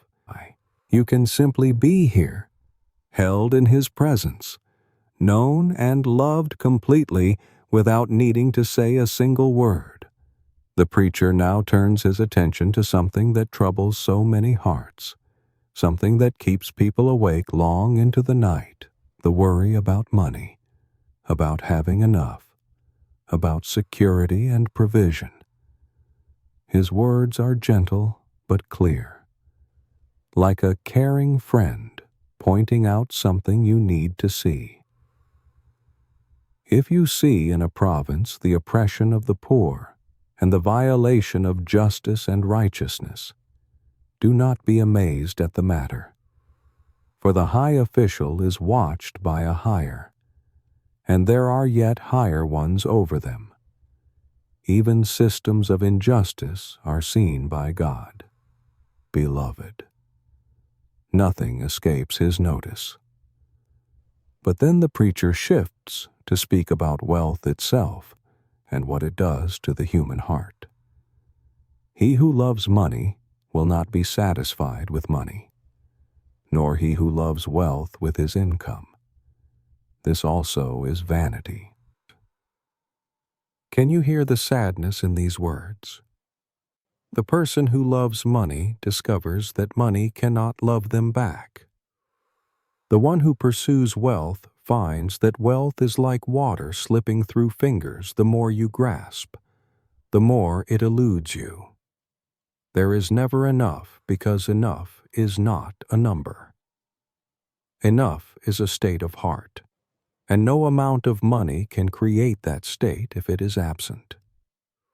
When goods increase, they increase who eat them, and what advantage has their owner but to see them with his eyes? The more you have, the more complex life becomes. More possessions mean more to manage, more to worry about, more to protect. The simplicity that brings peace becomes buried under the weight of accumulation. And then the preacher says something that might stop you in your tracks. Sweet is the sleep of a laborer, whether he eats little or much, but the full stomach of the rich will not let him sleep. The one who works with their hands and comes home tired, who has little but needs little, who lives simply without the burden of managing great wealth, this person sleeps peacefully. But the one whose mind is filled with worry about investments and property and security, whose nights are haunted by anxiety about losing what they have gained, this person lies awake, unable to rest despite all their abundance. Sleep, beloved, is a gift. It is not something you earn through worry or achieve through careful planning. It is not the reward for having everything under control or having enough money in the bank. Sleep comes when you can finally release your grip on things, when you can let go of the illusion of control, when you can trust that you will be cared for even while you rest. There is a grievous evil that I have seen under the sun. Riches were kept by their owner to his hurt, and those riches were lost in a bad venture. Sometimes what we think will protect us actually harms us. Sometimes what we are desperately trying to hold on to is the very thing that is stealing our peace. The money we hoard out of fear becomes a burden rather than a blessing. The security we build becomes a prison rather than a shelter. As he came from his mother's womb, he shall go again, naked as he came, and shall take nothing for his toil that he may carry away in his hand. This is not meant to frighten you, dear one, but to free you. You came into this world with nothing, and you will leave with nothing. Everything in between is temporary, borrowed, passing through your hands for a season.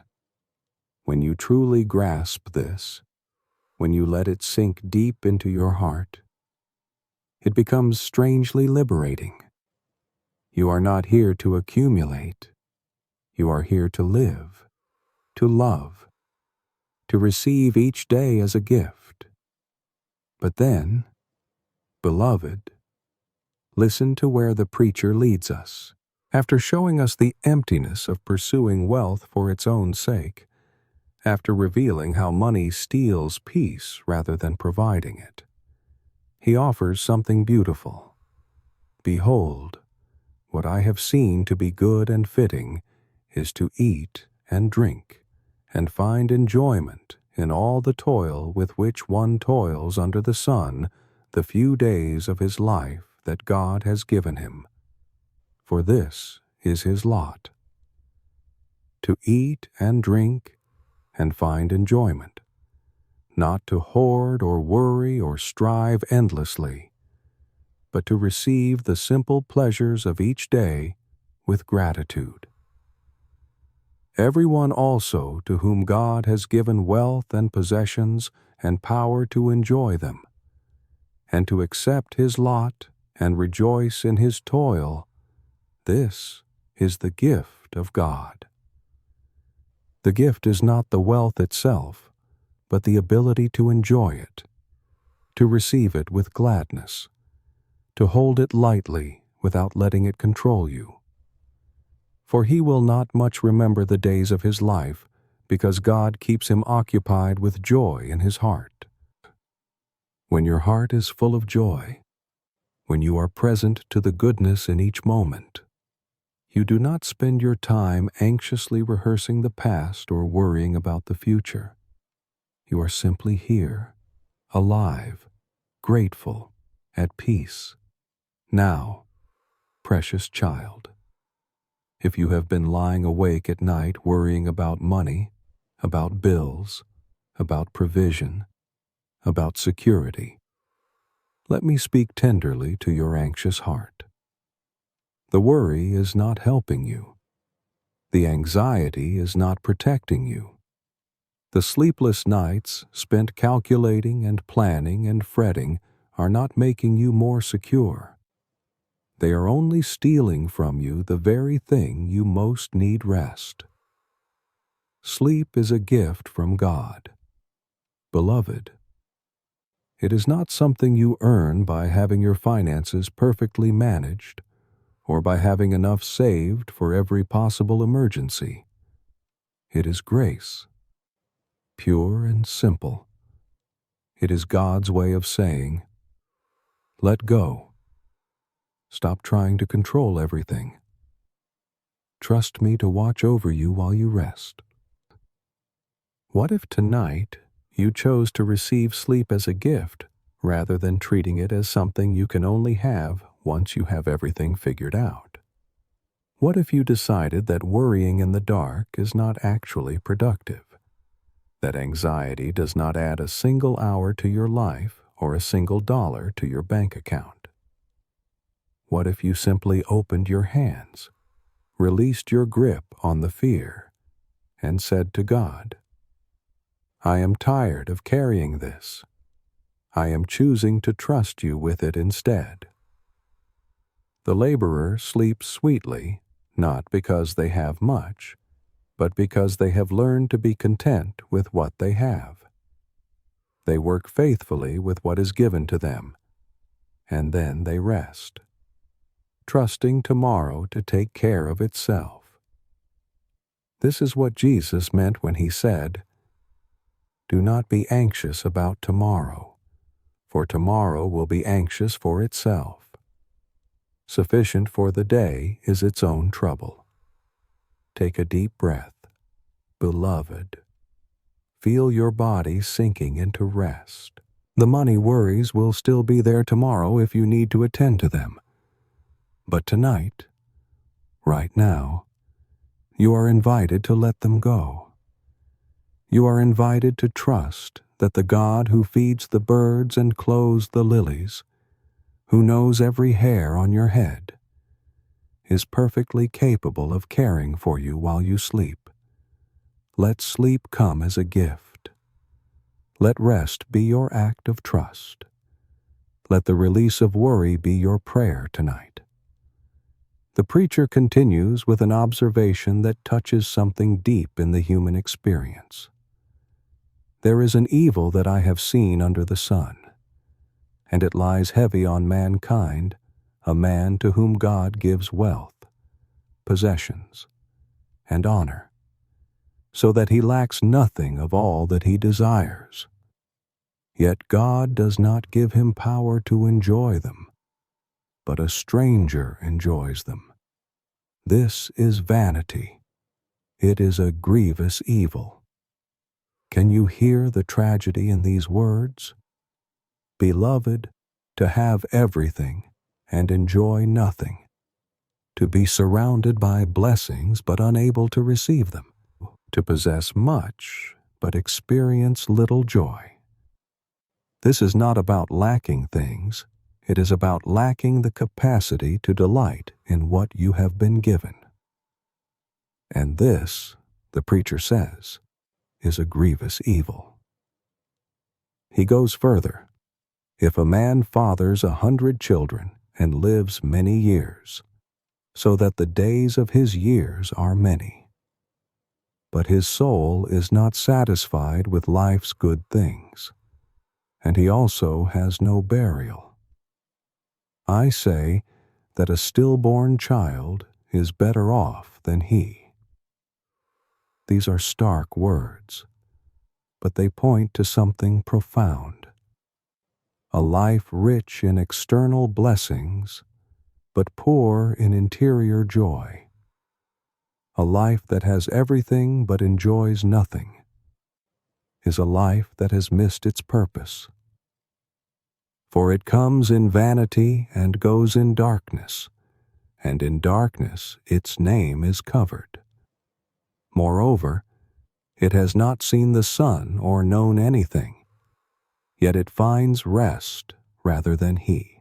Even though he should live 1,000 years twice over, yet enjoy no good, do not all go to the one place. The stillborn child, having never experienced either joy or sorrow, finds rest. But the person who has been given much and cannot enjoy it lives in a restlessness that no amount of possessions can cure. Now, precious child, let me speak gently to you about what this means. The preacher is not saying that having things is wrong or that blessings are bad. He is pointing to something more subtle and more important. The ability to receive and enjoy what God gives you is itself a gift, and perhaps the most important gift of all. You may have much, or you may have little. But what matters most is whether you can be present to what you have, whether you can receive each day with gratitude, whether you can find joy in the simple gifts that come your way. A meal shared with someone you love, the warmth of sunlight on your face, the sound of laughter, the comfort of your bed at the end of a long day. These are the riches that matter, beloved, and they are available to you right now, regardless of what your bank account says. So many people spend their lives accumulating, always reaching for the next thing, always believing that happiness lies just beyond their current reach. And in doing so, they miss the gifts that are already in their hands. They have eyes but do not see. They have ears but do not hear. They have blessings, but cannot receive them because they are too busy looking elsewhere. What if tonight you made a different choice? What if, instead of focusing on what you lack, you turned your attention to what you have been given, not with false cheerfulness or forced gratitude, but with genuine openness to receiving the goodness that is already present in your life? Look around you, beloved. You are breathing. Your heart is beating. You have made it through another day. You are here, alive, held by grace. These are not small things. These are miracles you have grown so accustomed to that you no longer see them as miraculous. But they are. Every breath is a gift. Every heartbeat is grace. Every moment of consciousness is an opportunity to receive life as the precious, fleeting, beautiful gift that it is. The preacher is teaching us that the capacity to enjoy what we have been given is more valuable than wealth itself. You could have everything the world considers valuable and still lie awake at night feeling empty, or you could have very little and sleep peacefully, heart full of gratitude for simple blessings. The difference is not in what you possess, but in your ability to receive, to be present, to allow yourself to delight in what is, rather than always longing for what might be. So tonight, as you prepare for sleep, I invite you to a gentle practice.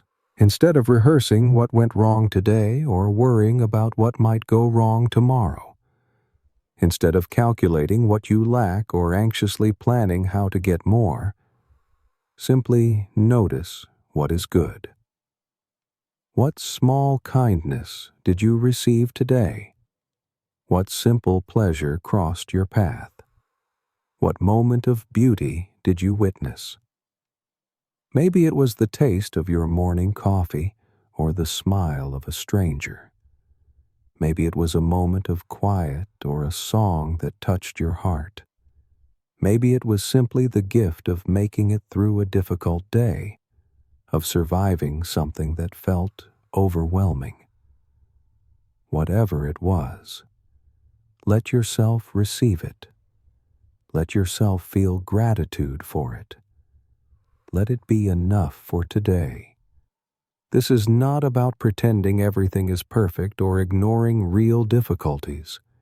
This is about learning to hold both the struggles and the gifts, to acknowledge the pain while still remaining open to joy, to see with honest eyes both what is hard and what is good. This is the wisdom the preacher is offering.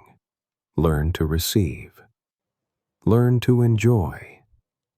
Learn to be present to the gifts that are already in your hands. Take a deep breath now. Beloved, let your body relax. Let the worries of the day begin to fade. You do not need to have everything figured out. You do not need to secure your future or solve all your problems tonight. You simply need to receive this moment, this breath, this gift of rest that is being offered to you right now. God is not waiting for you to achieve more or acquire more or become more before He gives you His peace. His peace is already here, already available, already surrounding you like air. You need only to stop striving long enough to receive it, to open your hands long enough to let it fill them, to quiet your heart long enough to feel it settling into the empty places. Let tonight be a practice in receiving. Dear one, receive your breath as a gift. Receive your bed as a gift. Receive this moment of rest as a gift. Receive the darkness, not as something to fear, but as an invitation to release, to let go, to trust that you are held even when you cannot see. You are loved. Precious child, you are held. You are seen. And that love, that holding, that seeing it is more valuable than any treasure this world offers. Rest in it tonight. Let it be enough. Let yourself be held by grace that asks nothing from you except that you receive it. Sleep comes as a gift. Beloved, not as something you earn, but as something you receive. Let go of your grip on worry. Open your hands to rest. Trust that the one who has carried you this far will continue to hold you through the night and into the morning that waits on the other side of sleep. Amen. Chapter 4. Wisdom for the living. A good name is better than precious ointment, and the day of death than the day of birth. These opening words invite us into a paradox. The day of death better than birth. Yes, beloved, because birth is all potential and promise. But we do not yet know what kind of life will unfold. Death, however, reveals the truth of who we became, the legacy we leave, the love we gave, a good name, a life well lived, matters more than all the perfumes and luxuries the world can offer. And then comes the verse that might make you pause. It is better to go to the house of mourning than to go to the house of feasting. For this is the end of all mankind, and the living will lay it to heart. Better to go where people are grieving than where they are celebrating. Yes, precious one. And here is why in the house of feasting we forget. We laugh and drink and dance and imagine that life will always be this way, that joy will never end, that we have all the time in the world. But in the house of mourning, we remember. We remember that life is brief, that time is precious, that love matters more than anything else. Sorrow is better than laughter, for by sadness of face the heart is made glad. Oh, how counterintuitive this sounds. But the preacher is pointing to something profound.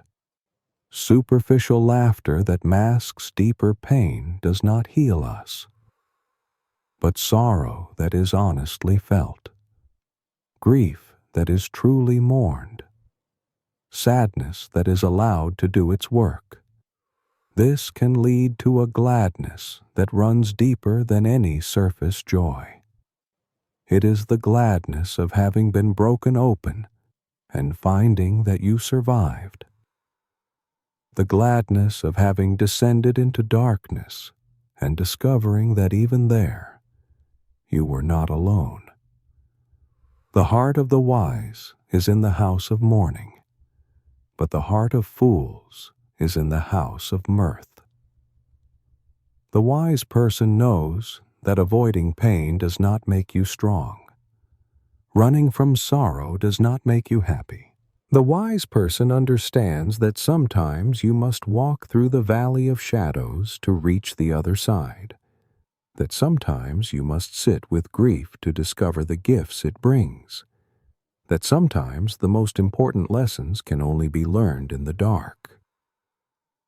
Listen to what he says next. It is better for a man to hear the rebuke of the wise than to hear the song of fools. Truth spoken in love, even when it stings, is more valuable than empty flattery. For as the crackling of thorns under a pot, so is the laughter of the fools. This also is vanity. The laughter of those who refuse to face reality is like a fire made from thorns. It burns bright and loud, but gives no lasting warmth, no real light. Now, beloved, if you are in a season of sorrow right now, if you are walking through grief or loss or disappointment, if you are in that house of mourning that the preacher speaks of, I want you to hear something important. You are not lost. You have not taken a wrong turn. You are not being punished or abandoned or forgotten. You are being taught something that joy alone could never teach you. You are learning wisdom that can only be learned in the dark. You are discovering depths in yourself and in God that you never knew existed. The pain you are feeling is not meaningless. The tears you are crying are not wasted. The sorrow that sits heavy on your chest is doing a work in you that nothing else could do.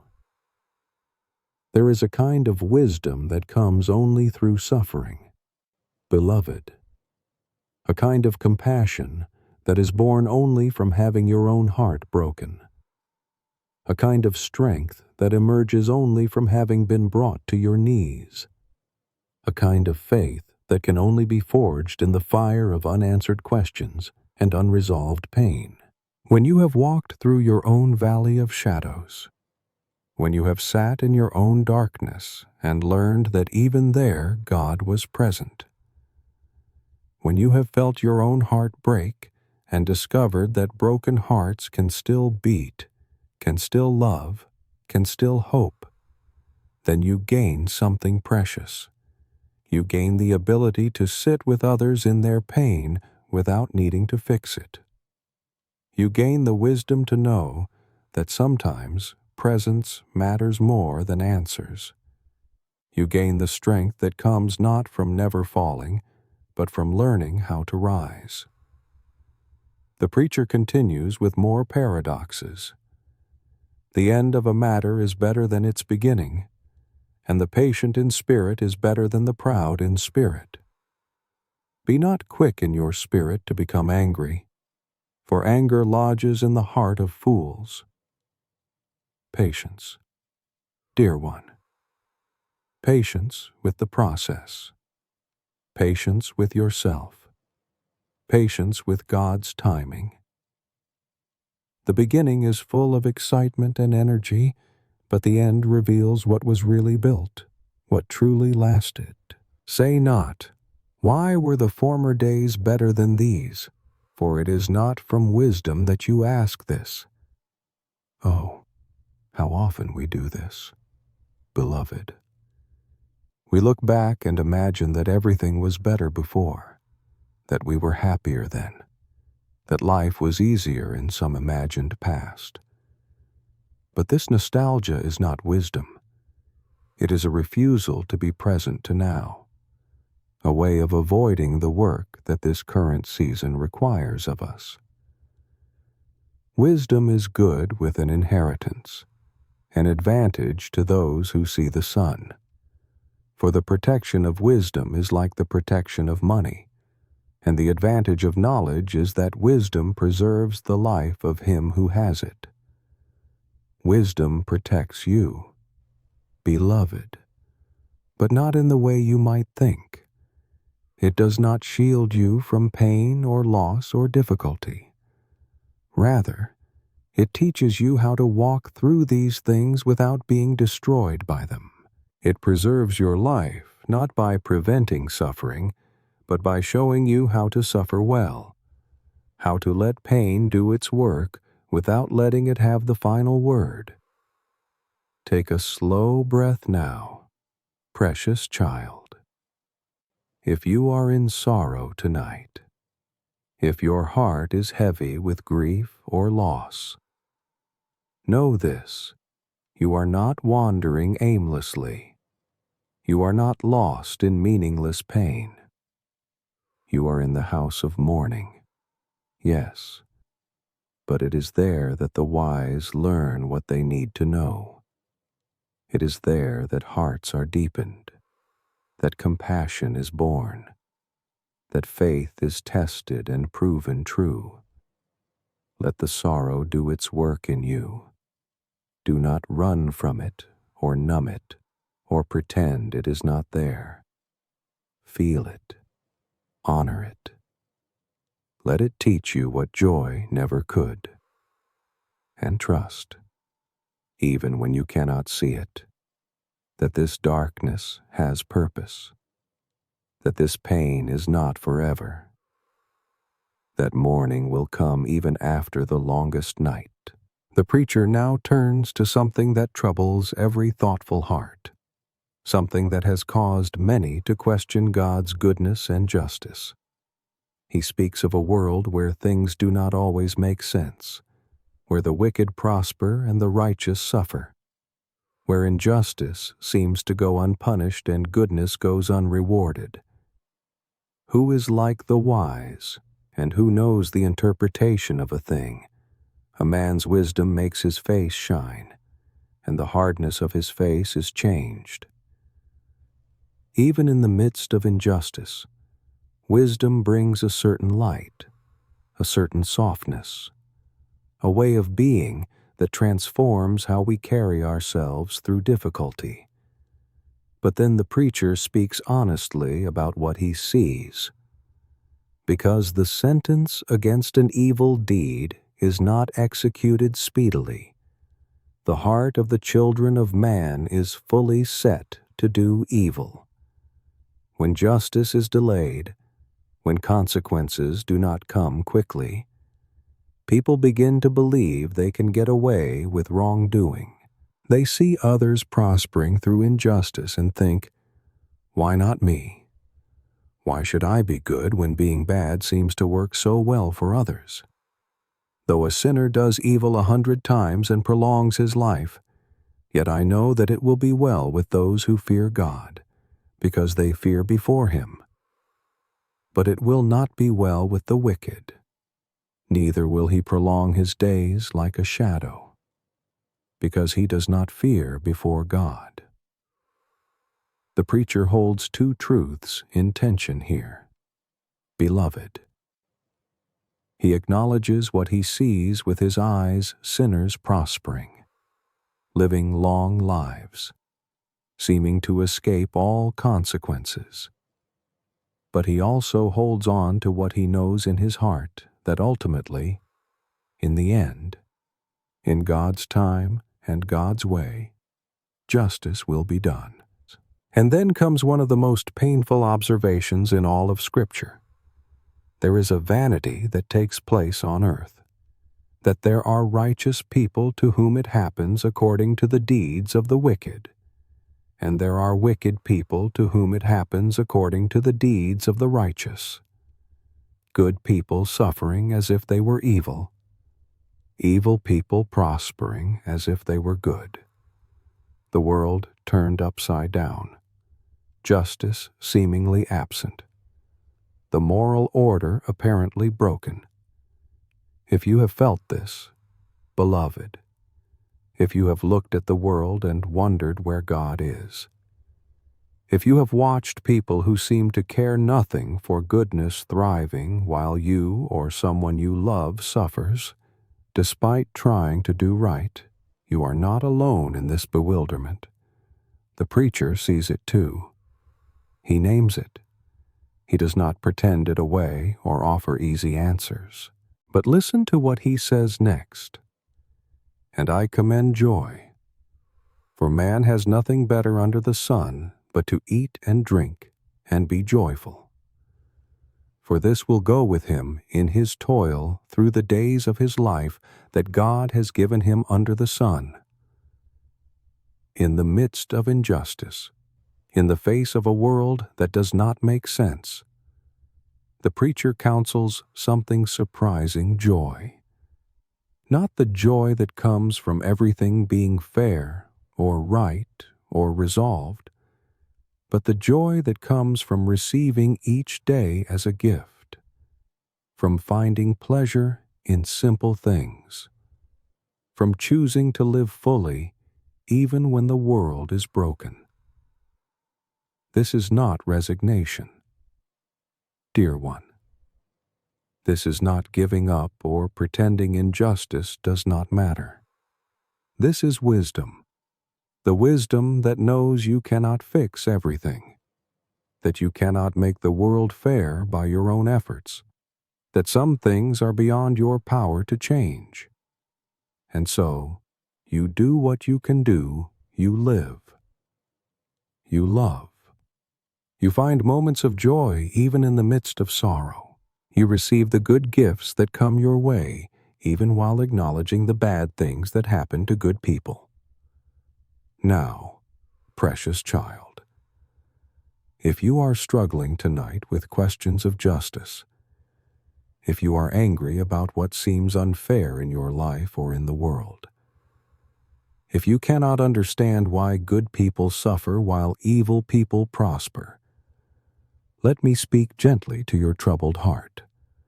Not every judgment happens today. Not every wrong is immediately righted. Not every evil deed receives swift consequences. Not every good act is quickly rewarded. Justice, true justice, operates on a timeline that is not yours, that you cannot see from your limited perspective. This does not mean justice will never come. It does not mean God does not see or care or know. It simply means that His timing is not your timing, that His ways of bringing about justice are beyond your full understanding, that the final word has not yet been spoken. Think of it this way. Beloved, you are watching a play in the middle of Act 2, and you are judging the entire story based on what you can see right now. But Act 2 is not the end. There is more to come. There are resolutions you cannot yet imagine. There is justice brewing that you cannot yet perceive. The wicked may seem to prosper now, but their prosperity is temporary, fleeting, like morning mist that burns away in sunlight. The righteous may suffer now, but their suffering is not the end of their story. God sees everything. Beloved, every tear that falls unseen, every injustice that goes unpunished in this moment, every good deed that seems to go unrewarded, every secret sin that appears to go unnoticed. He sees it all, and he forgets nothing, not because he is waiting to punish, but because he is the God of justice, and justice will be done, in his time, in his way, more thoroughly and more perfectly than you could ever accomplish yourself. So tonight, as you lie down to rest, I invite you to release your grip on the need for immediate justice. Release your demand that things be made right according to your timeline. Release your anger at what seems unfair, at what feels wrong, at what appears to be God's absence or indifference. He is not absent. Dear one, he is not indifferent. He is working in ways you cannot see, on timelines you cannot comprehend, weaving together justice and mercy in ways that will one day take your breath away with their perfection. Trust him with what you cannot understand. Trust him with what seems unfair. Trust him with the timing of all things. Not every judgment happens today, beloved, but no judgment is forgotten. No tear is wasted. No suffering is meaningless. No injustice will ultimately go unanswered. Rest in this tonight. Let it be enough that God sees, God knows, God cares, and God will, in his perfect time and perfect way, make all things right. The preacher comes now to the culmination of his reflection, to words that might feel both frustrating and freeing. When I applied my heart to know wisdom, and to see the business that is done on earth, how neither day nor night do one's eyes see sleep. Then I saw all the work of God, that man cannot find out the work that is done under the sun.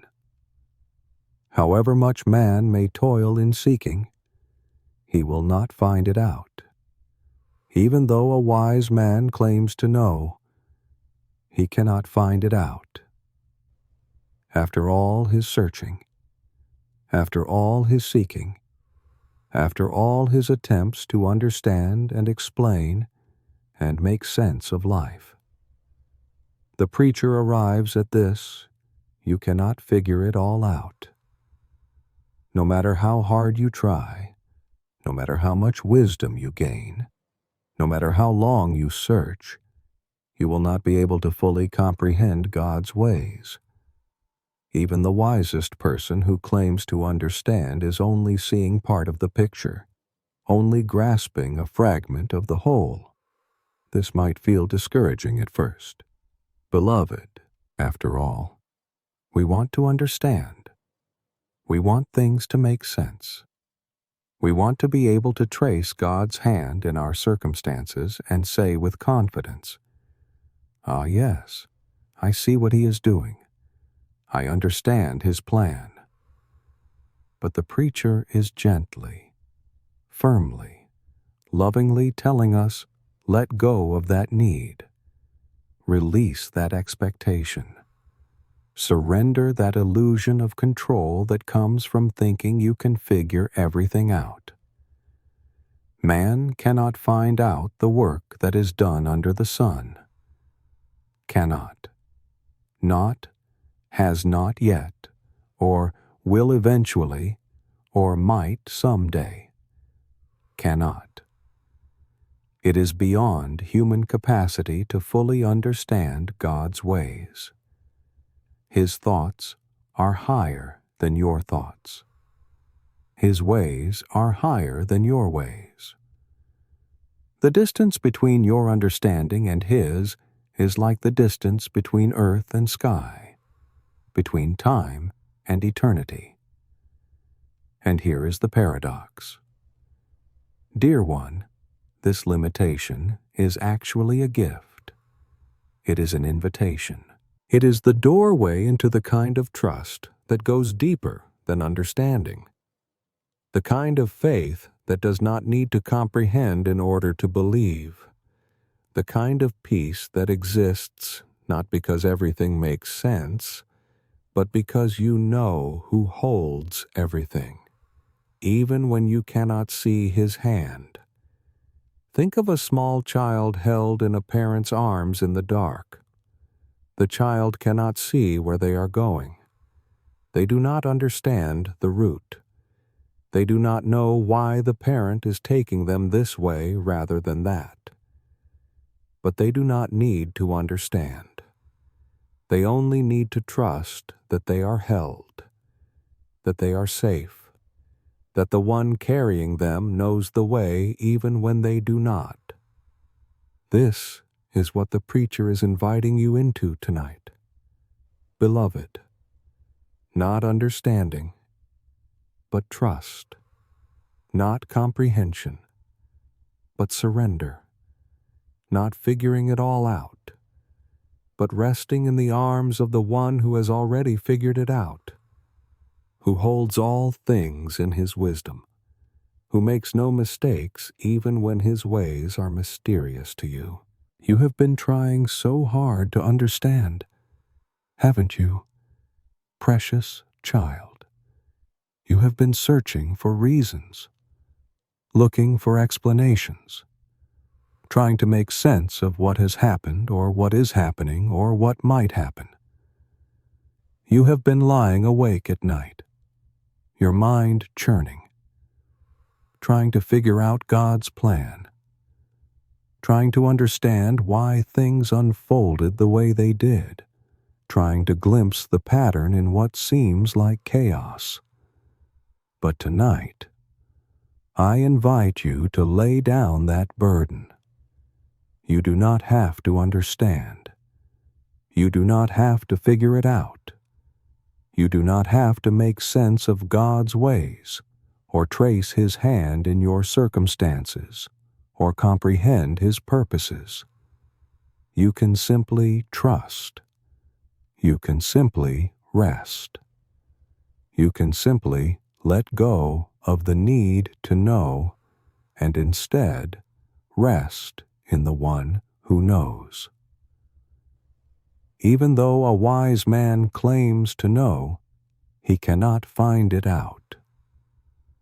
Even the wisest person is working with limited vision, partial understanding, incomplete information. So if you feel confused, if you feel lost, if you feel like you cannot make sense of what God is doing, welcome to the human condition. Welcome to the place where faith is actually born. Welcome to the sacred space where trust becomes real, because there is nothing left to hold on to except God Himself. Take a deep breath now. Beloved, feel your body relaxing into rest. In the darkness of this night, you do not need to see the whole path.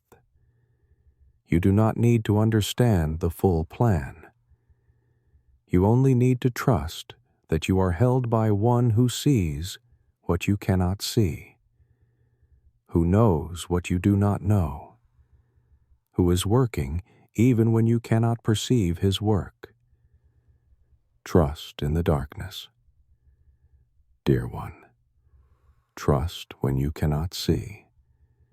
Trust when you cannot understand.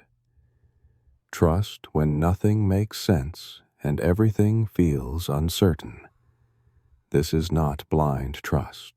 This is trust that has walked through enough to know that God is faithful even when His ways are mysterious, that He is good even when His plans are hidden, that He is present even when He feels absent.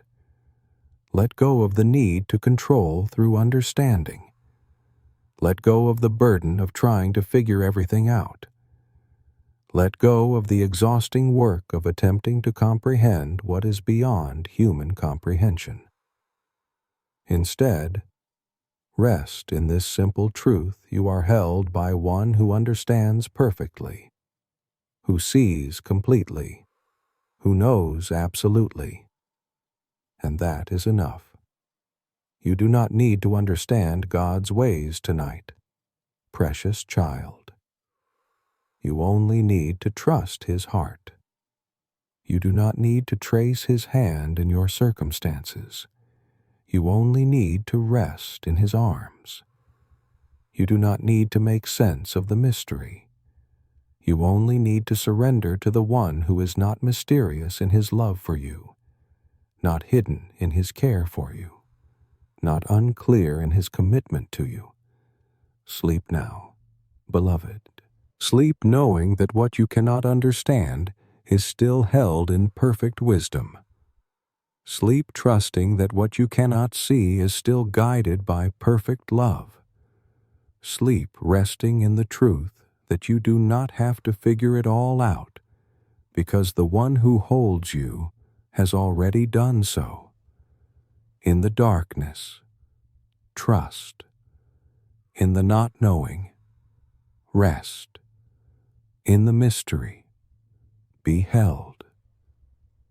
You are safe here, precious child. You are safe in hands that never fumble, in love that never fails, in wisdom that needs no explaining, because it is perfect in ways you will one day understand, but do not need to grasp tonight. Let go, surrender, trust, rest. You are held, beloved. You are held. Amen. Chapter 5. Live before night comes. Everything is in God's hands. Beloved, your life, your days, your loves, your losses, all of it held by Him. And from where you stand, you cannot always see whether what comes to you is meant as blessing or challenge, whether circumstances are working for you or against you. Love and hate, joy and sorrow, gain and loss, they all mingle together in ways you cannot always interpret from your limited perspective. And then comes the truth that levels all human distinctions. It is the same for all, since the same event happens to the righteous and the wicked, to the good and the evil, to the clean and the unclean, to him who sacrifices and him who does not sacrifice. As the good one is, so is the sinner. And he who swears is as he who shuns an oath. Death comes to everyone, precious one, the righteous and the wicked, the faithful and the faithless, the kind and the cruel, all walk the same path toward the same inevitable end. This might sound depressing at first, but listen to where the preacher takes us with this truth. This is an evil in all that is done under the sun, that the same event happens to all. Also, the hearts of the children of man are full of evil, and madness is in their hearts while they live, and after that they go to the dead. While you live. These words shimmer with urgency. While you live, beloved, while breath fills your lungs, while your heart still beats, while you still have days stretched before you like an open road. But he who is joined with all the living has hope. For a living dog is better than a dead lion. As long as you are alive, there is hope. As long as breath moves through you, there are possibilities. As long as your story continues, there is still time for love, for joy, for meaning, for connection. For the living know that they will die, but the dead know nothing, and they have no more reward. For the memory of them is forgotten. Their love and their hate and their envy have already perished, and forever they have no more share in all that is done under the sun. This is not meant to frighten you, dear one, but to awaken you, to remind you that this life, this day, this moment, it is precious precisely because it is temporary. The dead cannot love any more. They cannot laugh or taste or feel or give. But you can. You still can. And now, beloved, listen to what the preacher says next. These words that sound like an invitation, like a gentle command, like grace itself speaking, "Go, eat your bread with joy, and drink your wine with a merry heart, for God has already approved what you do. Go. Do not wait. Do not postpone. Do not tell yourself you will live fully once you have earned it or deserve it or figure everything out. Go now. Eat with joy. Drink with gladness. God has already approved. You do not need to wait for permission to receive the good gifts He has placed in your path. You do not need to earn the right to enjoy the simple pleasures of being alive. Let your garments be always white. Let not oil be lacking on your head. In ancient times, white garments and anointed heads were signs of celebration, of joy, of feast days. The preacher is saying, live as if every day is a celebration, as if every moment is worthy of gratitude, as if life itself is the gift that deserves to be honored with joy. Enjoy life with the wife whom you love, all the days of your vain life that He has given you under the sun, because that is your portion in life and in your toil at which you toil under the sun. Love, beloved. Love deeply. Love fully. Love while you can. The person beside you, the people in your life, the relationships you have been given. These are not distractions from some higher spiritual purpose. They are the very place where heaven touches earth, where eternity intersects with time, where God's love becomes tangible and real. Whatever your hand finds to do, do it with your might. For there is no work or thought or knowledge or wisdom in Sheol to which you are going. Do not hold back, precious child. Do not save yourself for some imagined future. Do not wait to live fully until conditions are perfect. Whatever is in front of you right now, whatever you can do with the strength you have today, do it fully, wholeheartedly, with everything in you. Now, beloved, let me speak directly to something you might be feeling. Perhaps you have been afraid that enjoying life somehow betrays your faith, that finding pleasure in simple things is shallow or unspiritual, that laughing and feasting and loving deeply means you are not taking God seriously enough. Perhaps you have been waiting to give yourself permission to truly live until you feel more worthy, more holy, more deserving. But hear these words as the gift they are meant to be living is not betraying your faith. Living is receiving grace. Enjoying the good gifts God has placed in your path is not shallow, it is worship. Finding joy in simple pleasures is not evidence of a superficial spirit. It is evidence of a grateful heart that knows how to recognize blessing when it appears. God is not waiting for you to earn the right to enjoy life. Dear one, He has already approved. He has already given permission. He has already said yes to your joy. Yes to your pleasure in good food and loving relationships and work done well and moments of beauty and laughter shared with people you love.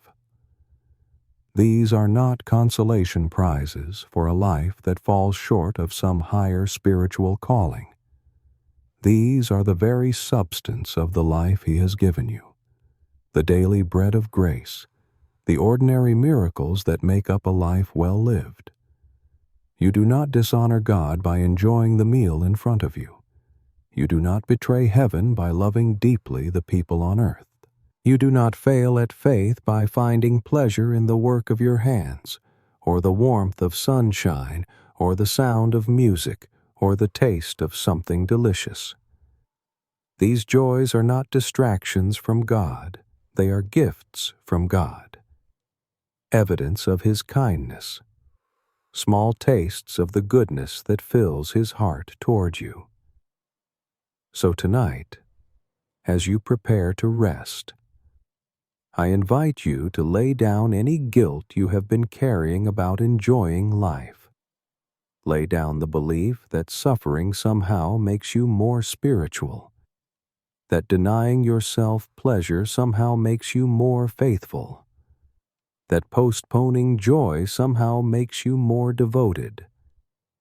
God wants you to live, beloved, not just to survive or endure or get through, but to truly live, to taste and see that He is good, to receive with gratitude the gifts He places in your path, to love deeply while you can, to laugh freely when joy bubbles up, to feast on the good things available to you not someday but today, not when you are perfect, but right now, imperfect and beloved as you are.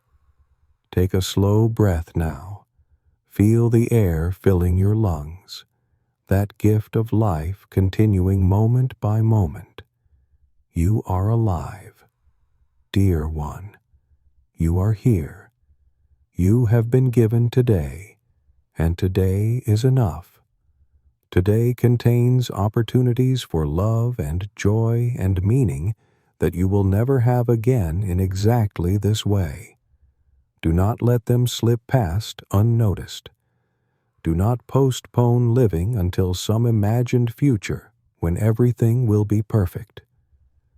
Eat your bread with joy. Love the people you have been given. Do your work with your whole heart. Find pleasure in simple things. Receive each good gift with gratitude. This is not betraying your faith. Precious child, this is living it. This is what it means to walk with the God who gives life abundantly, who sets a feast before you, who invites you not to endure existence, but to embrace it fully while you have the chance. The preacher continues with observations that might make you nod in recognition. Truths you have learned through experience. Realities that life has already taught you.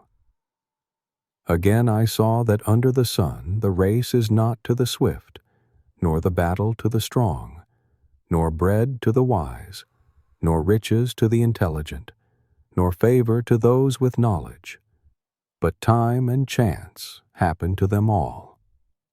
The fastest do not always win.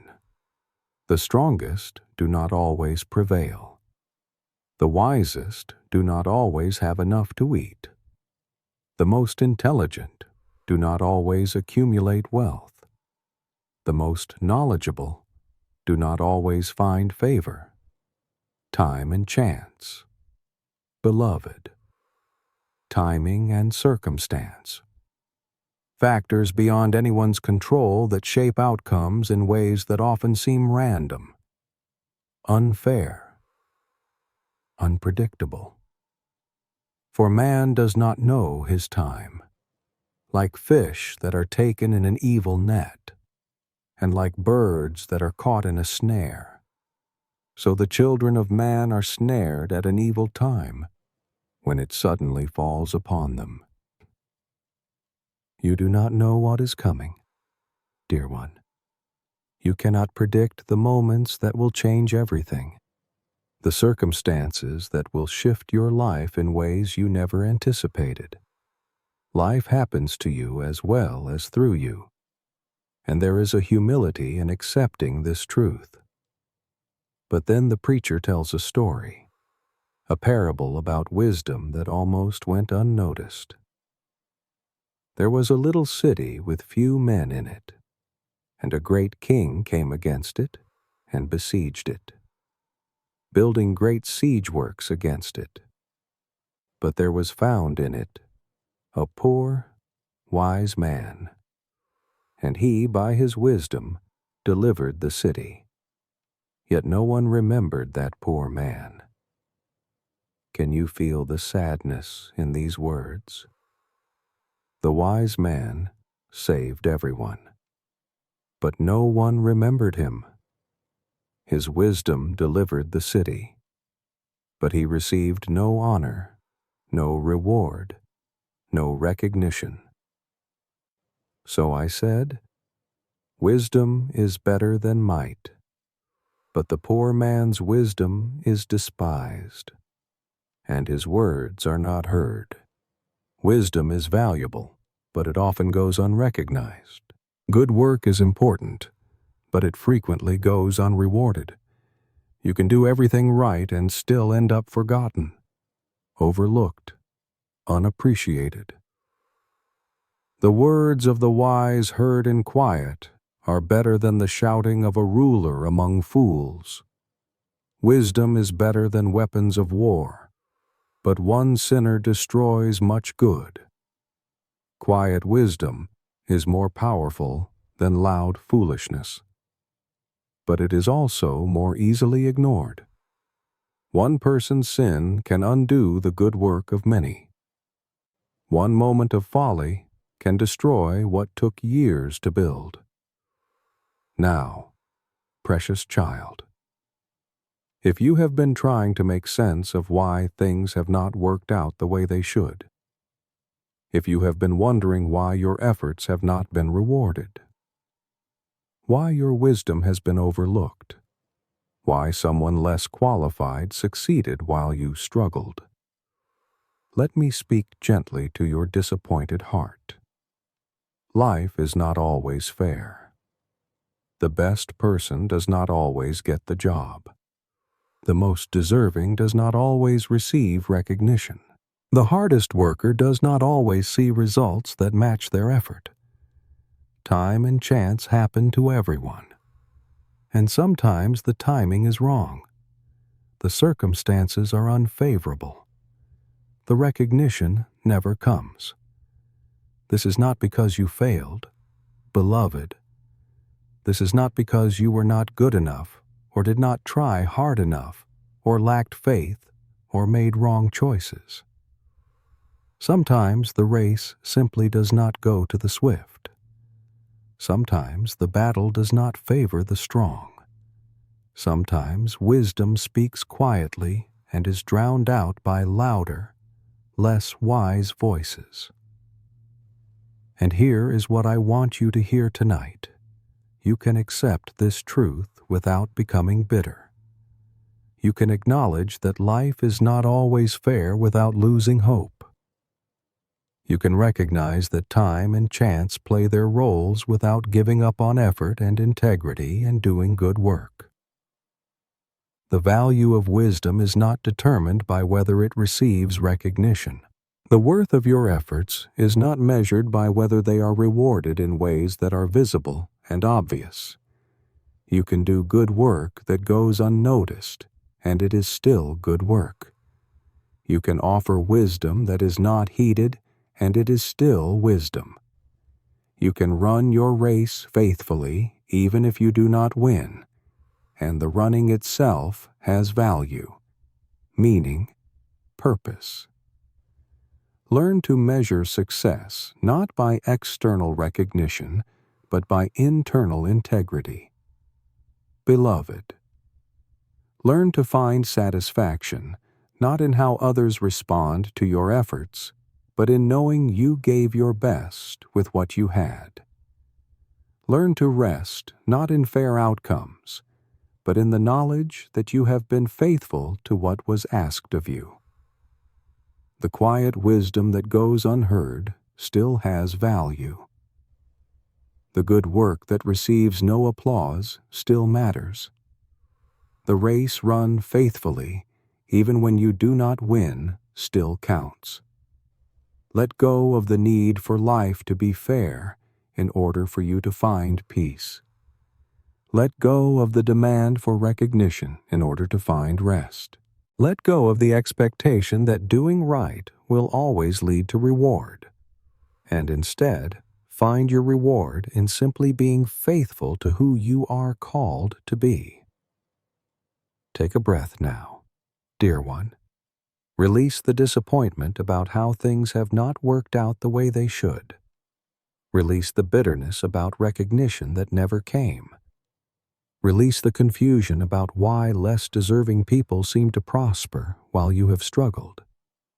Life is not always fair, but you can still rest. You can still find peace. You can still know that your efforts matter. Your wisdom has value.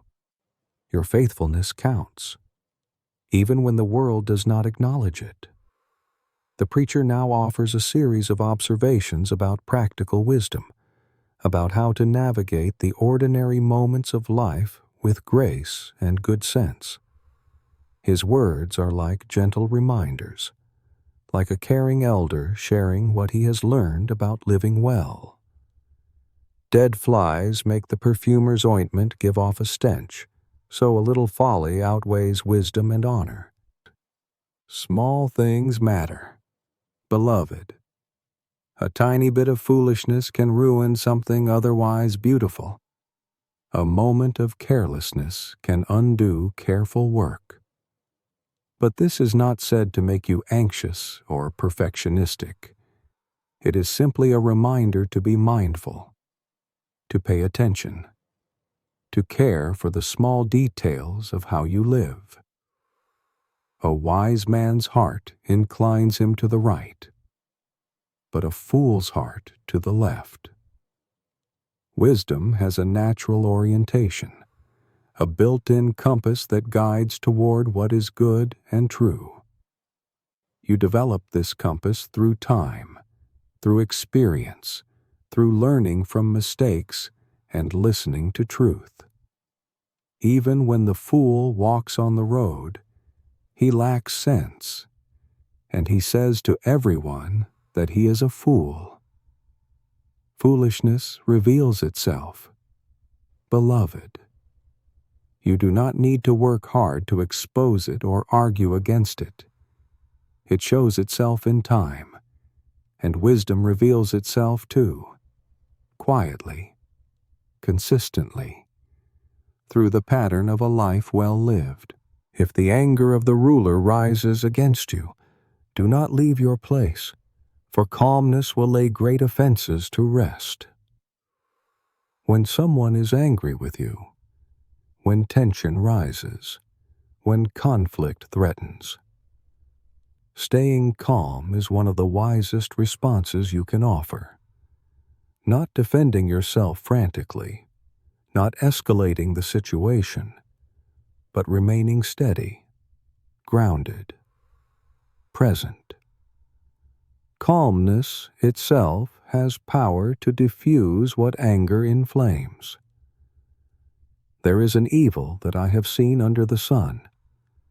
As it were, an error proceeding from the ruler folly is set in many high places, and the rich sit in a low place.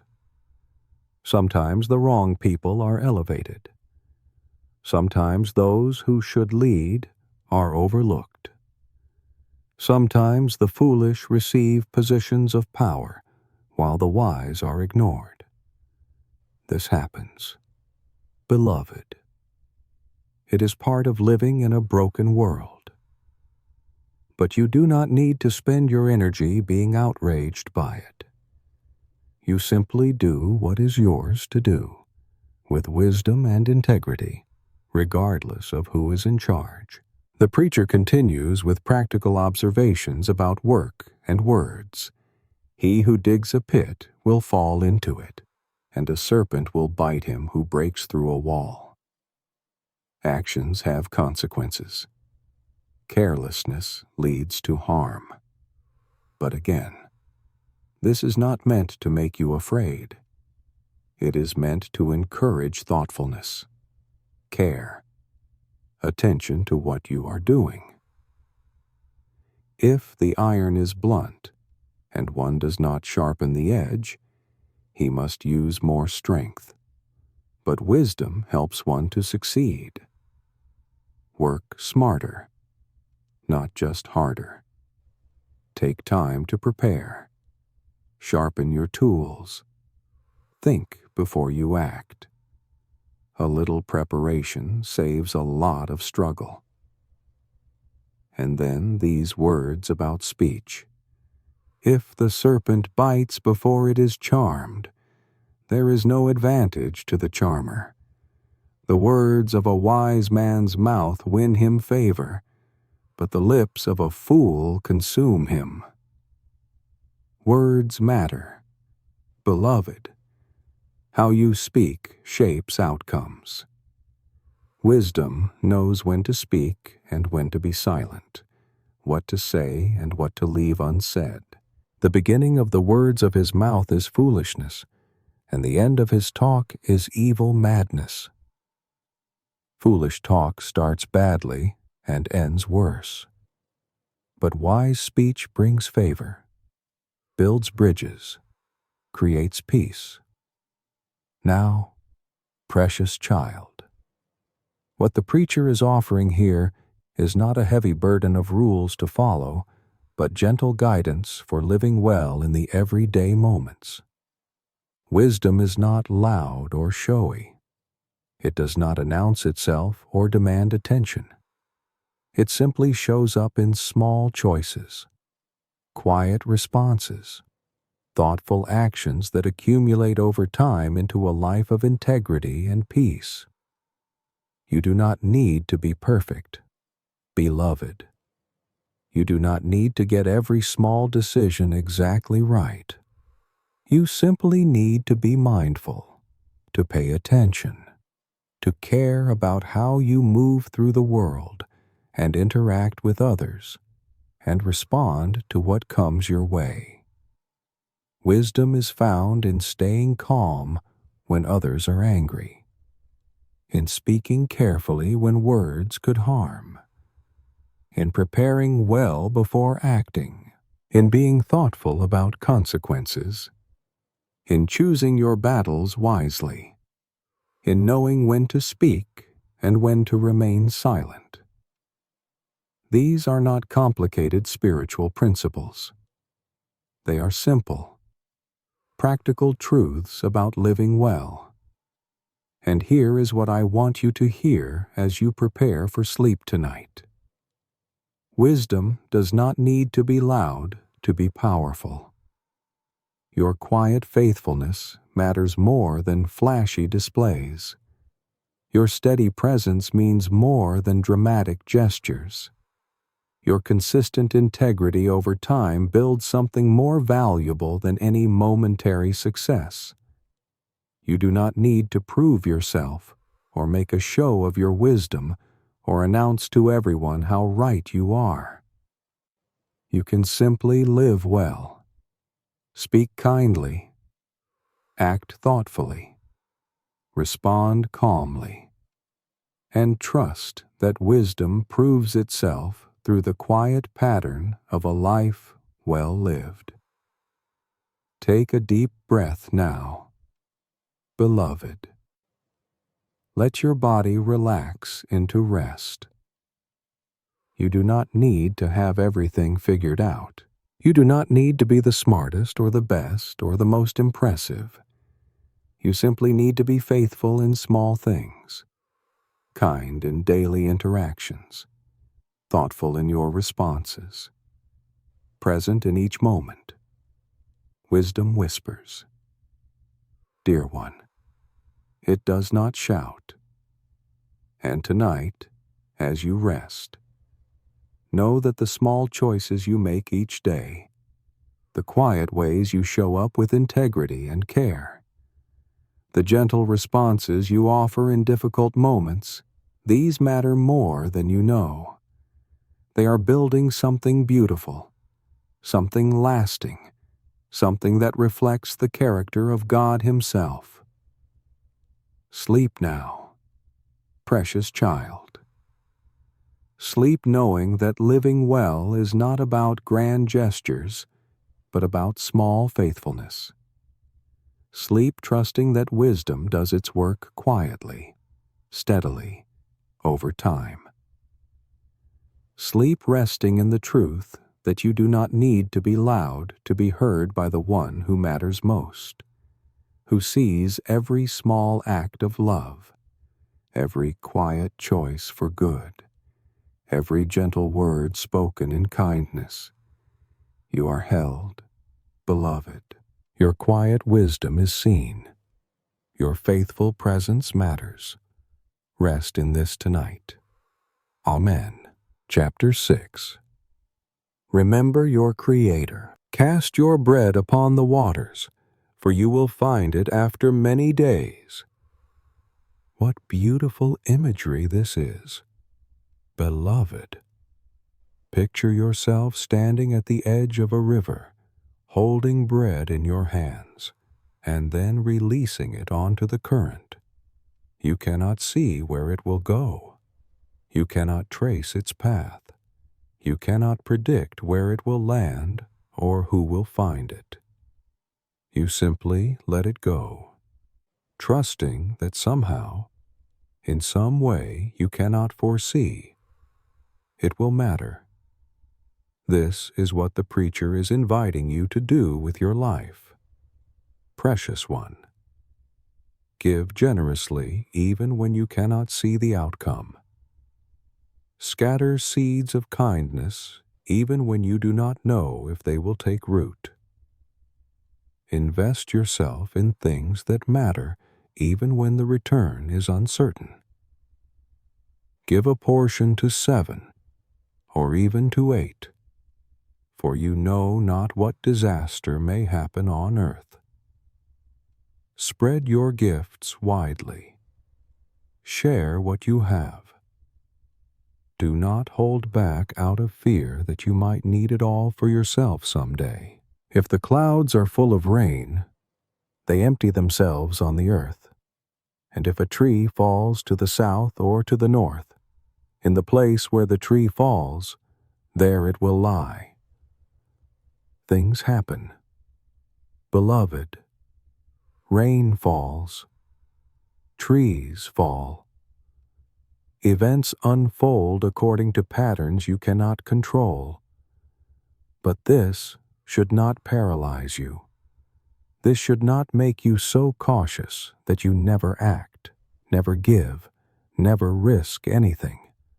Listen to what comes next. He who observes the wind will not sow, and he who regards the clouds will not reap. If you wait for perfect conditions, you will never do anything. If you wait until you can see the outcome clearly, you will never begin. If you wait until all risk is removed, you will never plant a single seed. There will always be wind. There will always be clouds.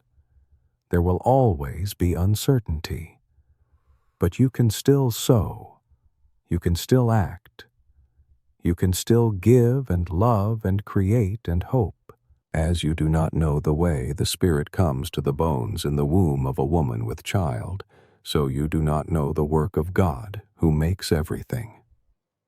You do not understand how life forms in the hidden darkness of the womb, how breath enters and a heart begins to beat, how cells multiply and organize themselves into eyes and hands and a beating heart. It is mystery upon mystery. And you do not understand God's work either. How He weaves together circumstances, how He brings good from difficulty, how He works all things together according to purposes you cannot trace. But not understanding does not mean you stop trusting. Not comprehending does not mean you cease acting. In the morning sow your seed, and at evening withhold not your hand. For you do not know which will prosper, this or that, or whether both alike will be good. Keep sowing, beloved. Keep giving. Keep loving. Keep creating. Keep hoping. Morning and evening, in season and out of season, when you feel like it and when you do not. You cannot predict which seeds will grow and which will not, which efforts will bear fruit and which will seem to disappear without trace. So plant them all. Give your best to everything. Trust that God can work with whatever you offer, that nothing given in faith is ever wasted, even when you cannot see the results. Light is sweet, and it is pleasant for the eyes to see the sun. Oh, how tender these words are. The preacher is reminding you to notice beauty, to receive joy, to let yourself be glad for simple gifts like sunlight warming your face. So, if a person lives many years, let him rejoice in them all, but let him remember that the days of darkness will be many. All that comes is vanity. Life is short. Beloved, the days of light are limited. So do not postpone joy. Do not wait to be grateful. Do not save your capacity for delight for some imagined future. Rejoice now, while you can, in whatever good comes your way. Rejoice, O young man, in your youth, and let your heart cheer you in the days of your youth. Walk in the ways of your heart and the sight of your eyes. But know that for all these things God will bring you into judgment. Live fully, beloved, but live responsibly.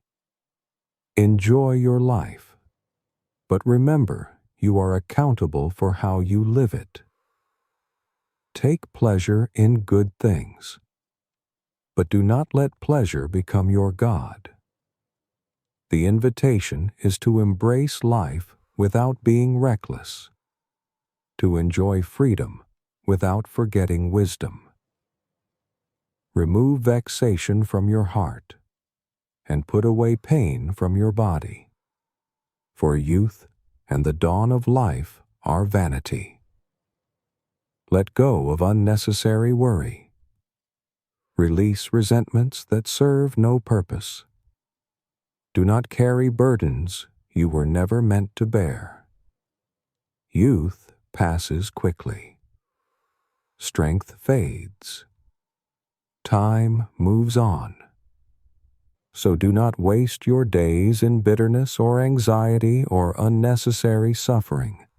Live lightly, love freely, give generously, trust deeply.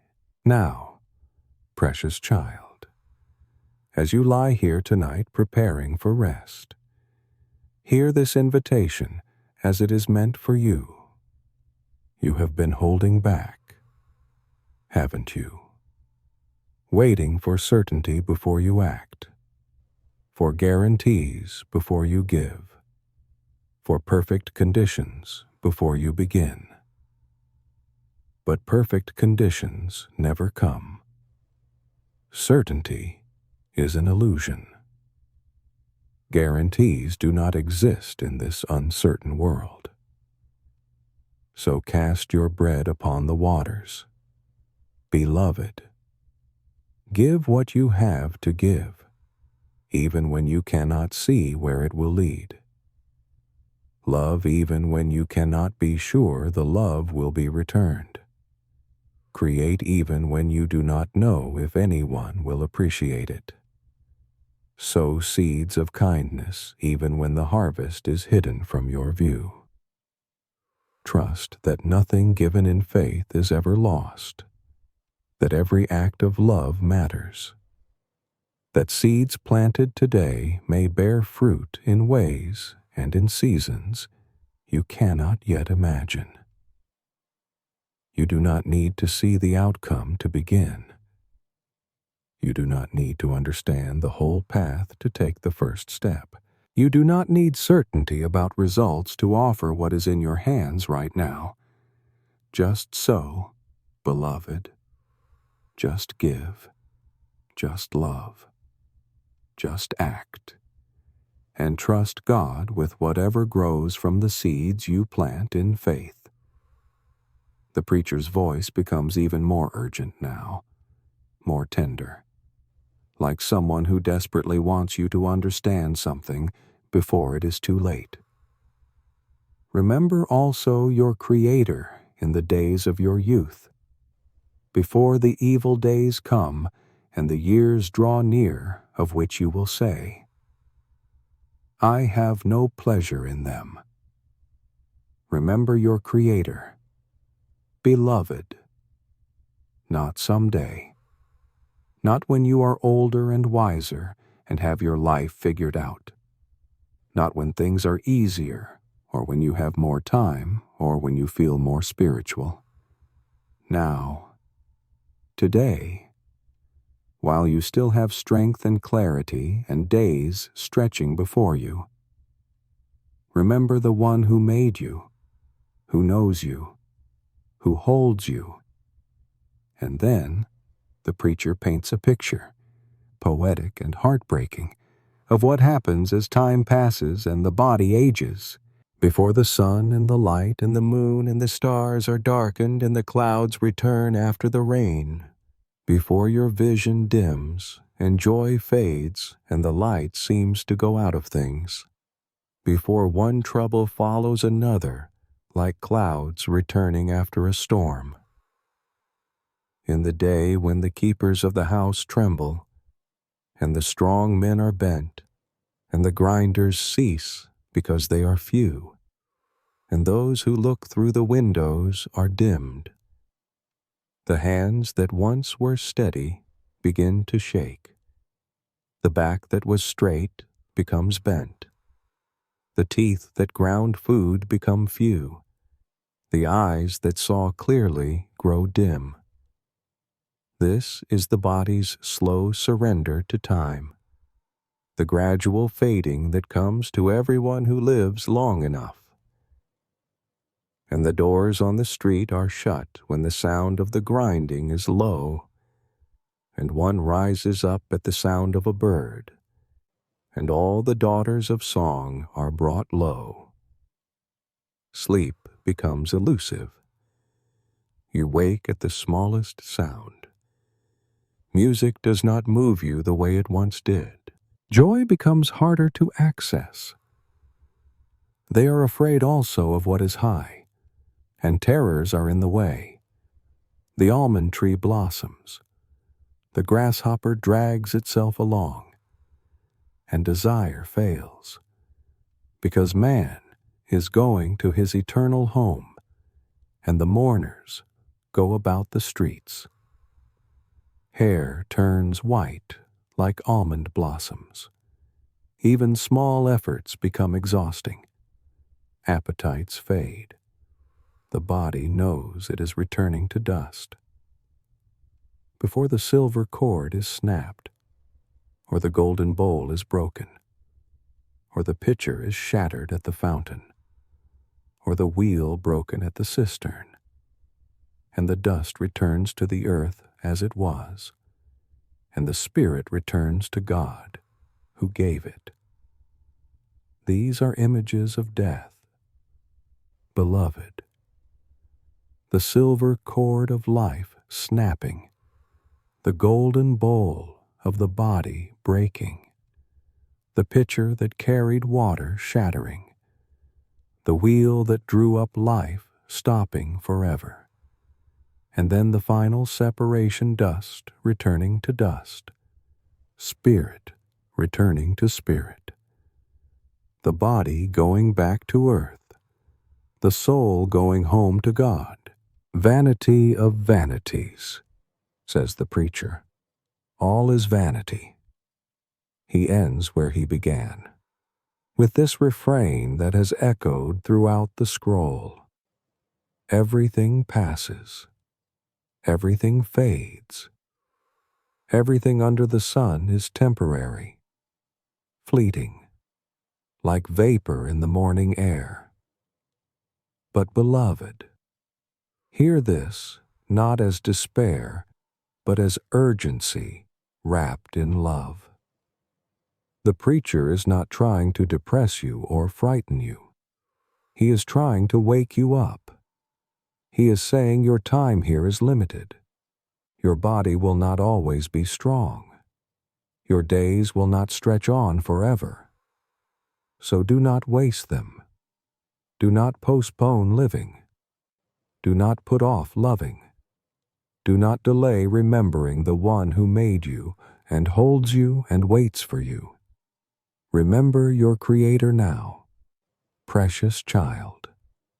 Not because he is angry or demanding or keeping score, but because he is the source of everything good in your life. Because he is the only constant in a world of change. Because he is the home your spirit longs for, even when you do not recognize the longing. Your body is temporary.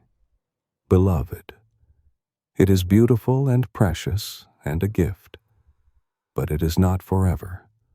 It will age and weaken and eventually fail. But your spirit, the deepest part of you, the you that God knows and loves, that is eternal, that will return to him, that will go home. And it matters. It matters so much that you remember this connection, this belonging, this eternal relationship, even while you live in your temporary body in this temporary world. Do not wait until you are old to think about what matters most. Do not postpone seeking God until your strength is gone and your options are limited. Remember him now, while you still have energy and passion and days to live fully in his presence. Remember him not out of fear, but out of love. Not out of duty, but out of recognition that he is the source of every good thing, the author of every beautiful moment, the giver of every breath you take. Take a slow breath now, beloved. Feel your body, still strong enough to breathe, still capable of rest, still holding your spirit in this temporary home. Give thanks for it. Honor it.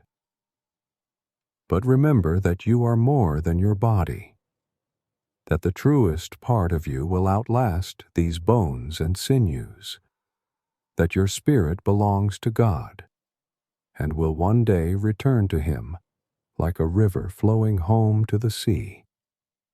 And now, beloved, we come to the end. After all the questions, all the observations, all the paradoxes and puzzles and honest wrestling with life's mysteries, the preacher offers his conclusion, his final word, his distillation of everything he has learned.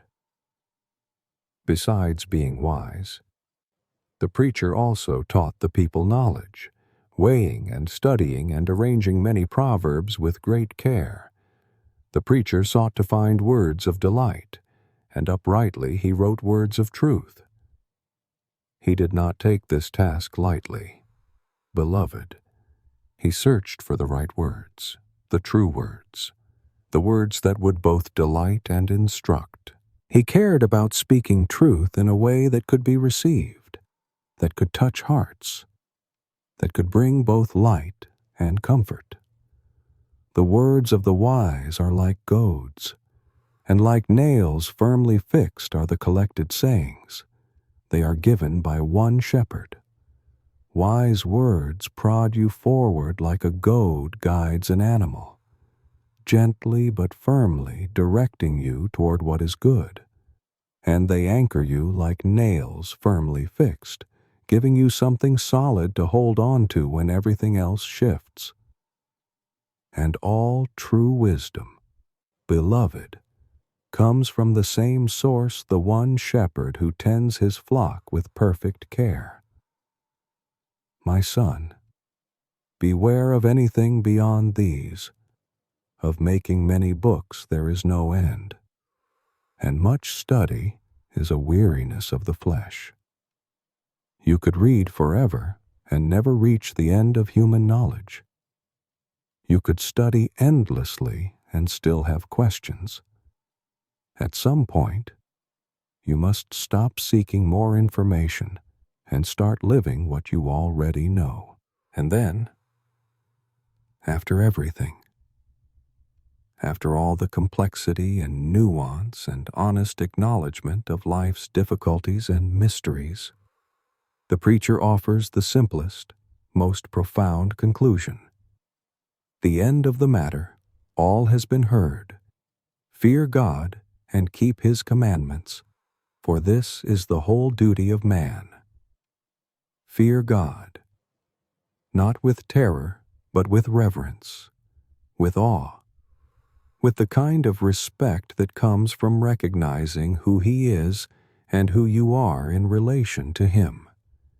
Fear God, which means let him be God. Let him be the center. Let him be the one you answer to, the one you trust, the one you love above all else. Keep his commandments, not to earn his love, but because you already have it. Not to deserve grace, but because you have received it. Keep his commandments, because they are the path to life, the way of wisdom, the road that leads to flourishing even in a broken world. For this is the whole duty of man. This is it, beloved. This is what it all comes down to. Not understanding everything, not having all the answers, not figuring out all the mysteries. Just this fear, God, and keep his commandments. Love him, trust him, follow his ways. Let him be the solid ground beneath your feet when everything else shifts like sand. For God will bring every deed into judgment, with every secret thing, whether good or evil. Everything matters. Beloved, every choice, every word, every secret thought and hidden deed, nothing is unseen, nothing is forgotten. But hear this, not as threat, but as comfort. It means that every kindness you showed in secret will be remembered. Every sacrifice no one saw will be honored. Every moment you chose good when no one was watching will count. God sees it all, knows it all, will bring it all into the light. And now, precious child, as we come to the end of our journey through Ecclesiastes, let me speak one final word to your weary heart. You have been carrying so much, trying to understand so much, seeking to make sense of things that may never fully make sense this side of eternity. But you do not need to understand everything to rest tonight. You do not need to have life figured out to know peace. You do not need to comprehend all of God's ways to trust His heart. You only need this to remember your Creator, to fear Him with reverence and love, to keep His ways as best you can with the strength He gives you. Everything else, all the mysteries and questions and things you cannot understand, you can place in His hands. You can lay them down like heavy stones beside a river and walk away lighter. You do not need to carry what was never meant to be your burden. You do not need to understand what only God can comprehend. Your whole duty, beloved, is simply this: love God and walk in His ways. And even when you fail at this, even when you stumble and fall short, His grace is sufficient. His love is constant. His mercy is new every morning. You are held not by your perfect understanding or your flawless obedience, but by His unchanging faithfulness. So rest now, dear child. Rest knowing that you do not need to have everything figured out. Rest trusting that God sees what you cannot see and knows what you do not know. Rest in the simple truth that you are His, that He loves you, that He will never let you go. The sun has set. The day is done. Your body needs rest, and your spirit needs peace. Let go of all the questions you have been carrying. Release all the things you have been trying to understand. Stop striving to make sense of everything. Just be here, in this moment, held by love that will not fail. You have remembered your Creator today. You have turned your heart toward Him. You have opened yourself to His presence. That is enough. Beloved, that is everything. Now let Him hold you as you sleep. Let Him carry the burdens you cannot carry. Let Him work in ways you cannot see while you rest in ways you desperately need. Close your eyes now, precious child.